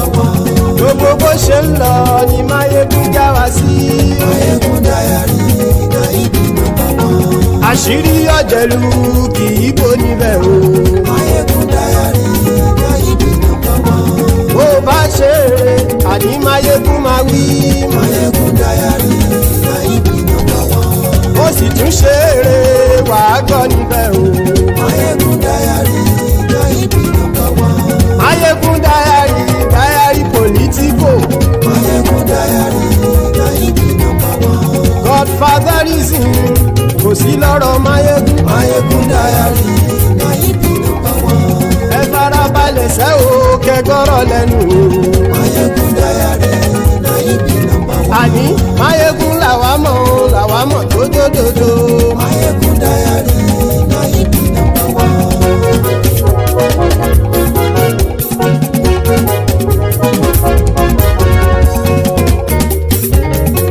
àní ẹ̀sùn ràkì. Maiyegun ti dé. Maiyegun ti dé. ọ̀jẹ̀lú ẹ̀sùn ràkì. Maiyegun ti dé. àní ẹ̀sùn ràkì. Maiyegun ti dé. lórí Facebook. Maiyegun ti dé. àní ẹ̀sùn ràkì. Maiyegun ti dé. lórí YouTube. Maiyegun ti dé. àní ẹ̀sùn ràkì. Maiyegun ti dé. bọ́ bàbá gbé wúrẹ́. Maiyegun máa wí. àní ẹ̀sùn ràkì. Maiyegun ti dé. ijó ìgbádìyẹ. Maiyegun máa wí. àní ẹ̀sùn ràkì. Maiyegun ti dé. bí pẹ̀sìdó bá rúfin o. Maiyegun máa wí. àní ẹ̀sùn ràkì. Maiyegun ti dé. bí gómìnà kówó jẹ. Maiyegun máa wí. àní ẹ̀sùn ràkì. Maiyegun ti dé. ọlọ́pàá tí ń darí bá. Maiyegun máa wí. àní ẹ̀sùn ràkì. Maiyegun ti dé. aṣòfin tí ń rúfin o. Maiyegun máa wí. àní ẹ̀sùn ràkì.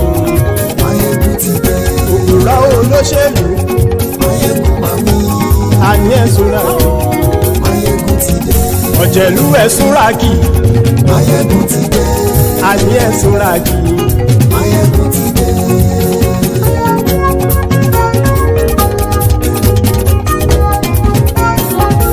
Maiyegun ti dé. gbogbo ọ̀jẹ̀lú ẹ̀sùn ràkì. Maiyegun ti dé. gbogbo ọ̀jẹ̀lú ẹ̀sùn ràkì. ṣùgbọ́n ní bá ti ṣe èyí tó yẹ kí wọ́n ṣe ọmọ bá dèrò ní fi wọ́n níran o. Maiyegun ti dé. gbogbo ọ̀jẹ̀lú ẹ̀sùn ràkì. Maiyegun ti dé. gbogbo ọ̀jẹ̀lú ẹ̀sùn ràkì. ṣùgbọ́n ní bá ti ṣe yìí tó yẹ kí wọ́n ṣe ọmọ bá dẹ́rọ̀ ò ní fi wọ́n níran. wọ́n fowó bẹ́ẹ̀ o. Maiyegun ó sọ pé wọ́n ò bẹ́ẹ̀. wọ́n fowó bẹ́ẹ̀. Maiyegun ó sọ pé wọ́n ò bẹ́ẹ̀. oníkan ṣáàtì ṣe èyí tó yẹ kí wọ́n ṣe fáwọn ará ìlú tó gbé wọn débẹ̀ o. Maiyegun ti dé. gbogbo ọ̀jẹ̀lú ẹ̀sùn ràkì. Maiyegun ti dé. gbogbo ọ̀jẹ̀lú ẹ̀sùn ràkì. ṣùgbọ́n ní bá ti ṣe yìí tó yẹ kí wọ́n ṣe ọmọ bá dẹ́rọ̀ ò ní fi wọ́n níran. kì máa yí ṣe eré ọ̀rọ̀ yìí kì í ṣe ẹ̀fẹ̀. kì máa yí ṣe eré ọ̀rọ̀ yìí kì í ṣe ẹ̀fẹ̀. ẹni bá ti lè lẹ́bọ̀ lẹ́rù o ọmọ bá dèrò kàṣà ìtú wọn síta. Maiyegun ti dé. gbogbo ọ̀jẹ̀lú ẹ̀sùn ràkì. Maiyegun ti dé. gbogbo ọ̀jẹ̀lú ẹ̀sùn ràkì. ṣùgbọ́n ní bá ti ṣe yìí tó yẹ kí wọ́n ṣe ọmọ bá dẹ́rọ̀ ò ní fi wọ́n níran. tẹnitẹni ọmọ Maiyegun ọ̀rẹ́ ara ìlú mọ̀mọ́ ni mo fọlọ́run ṣọ́ ẹ̀ bá kìlẹ́bù. lóòótọ́ olódodo ìlú ọ̀tá ìlú mọ̀mọ́ ni ìwọ ṣá máa ń ṣọ́ra kò sì mọ́ bẹ̀rù. bọ́tà ń lérí bóníṣègùn lé káwọn mọ̀mọ́ fi ṣera wọn ni ó ti dẹrùn tí wọn ò gbọ́dọ̀ sì mọ́ bẹ̀.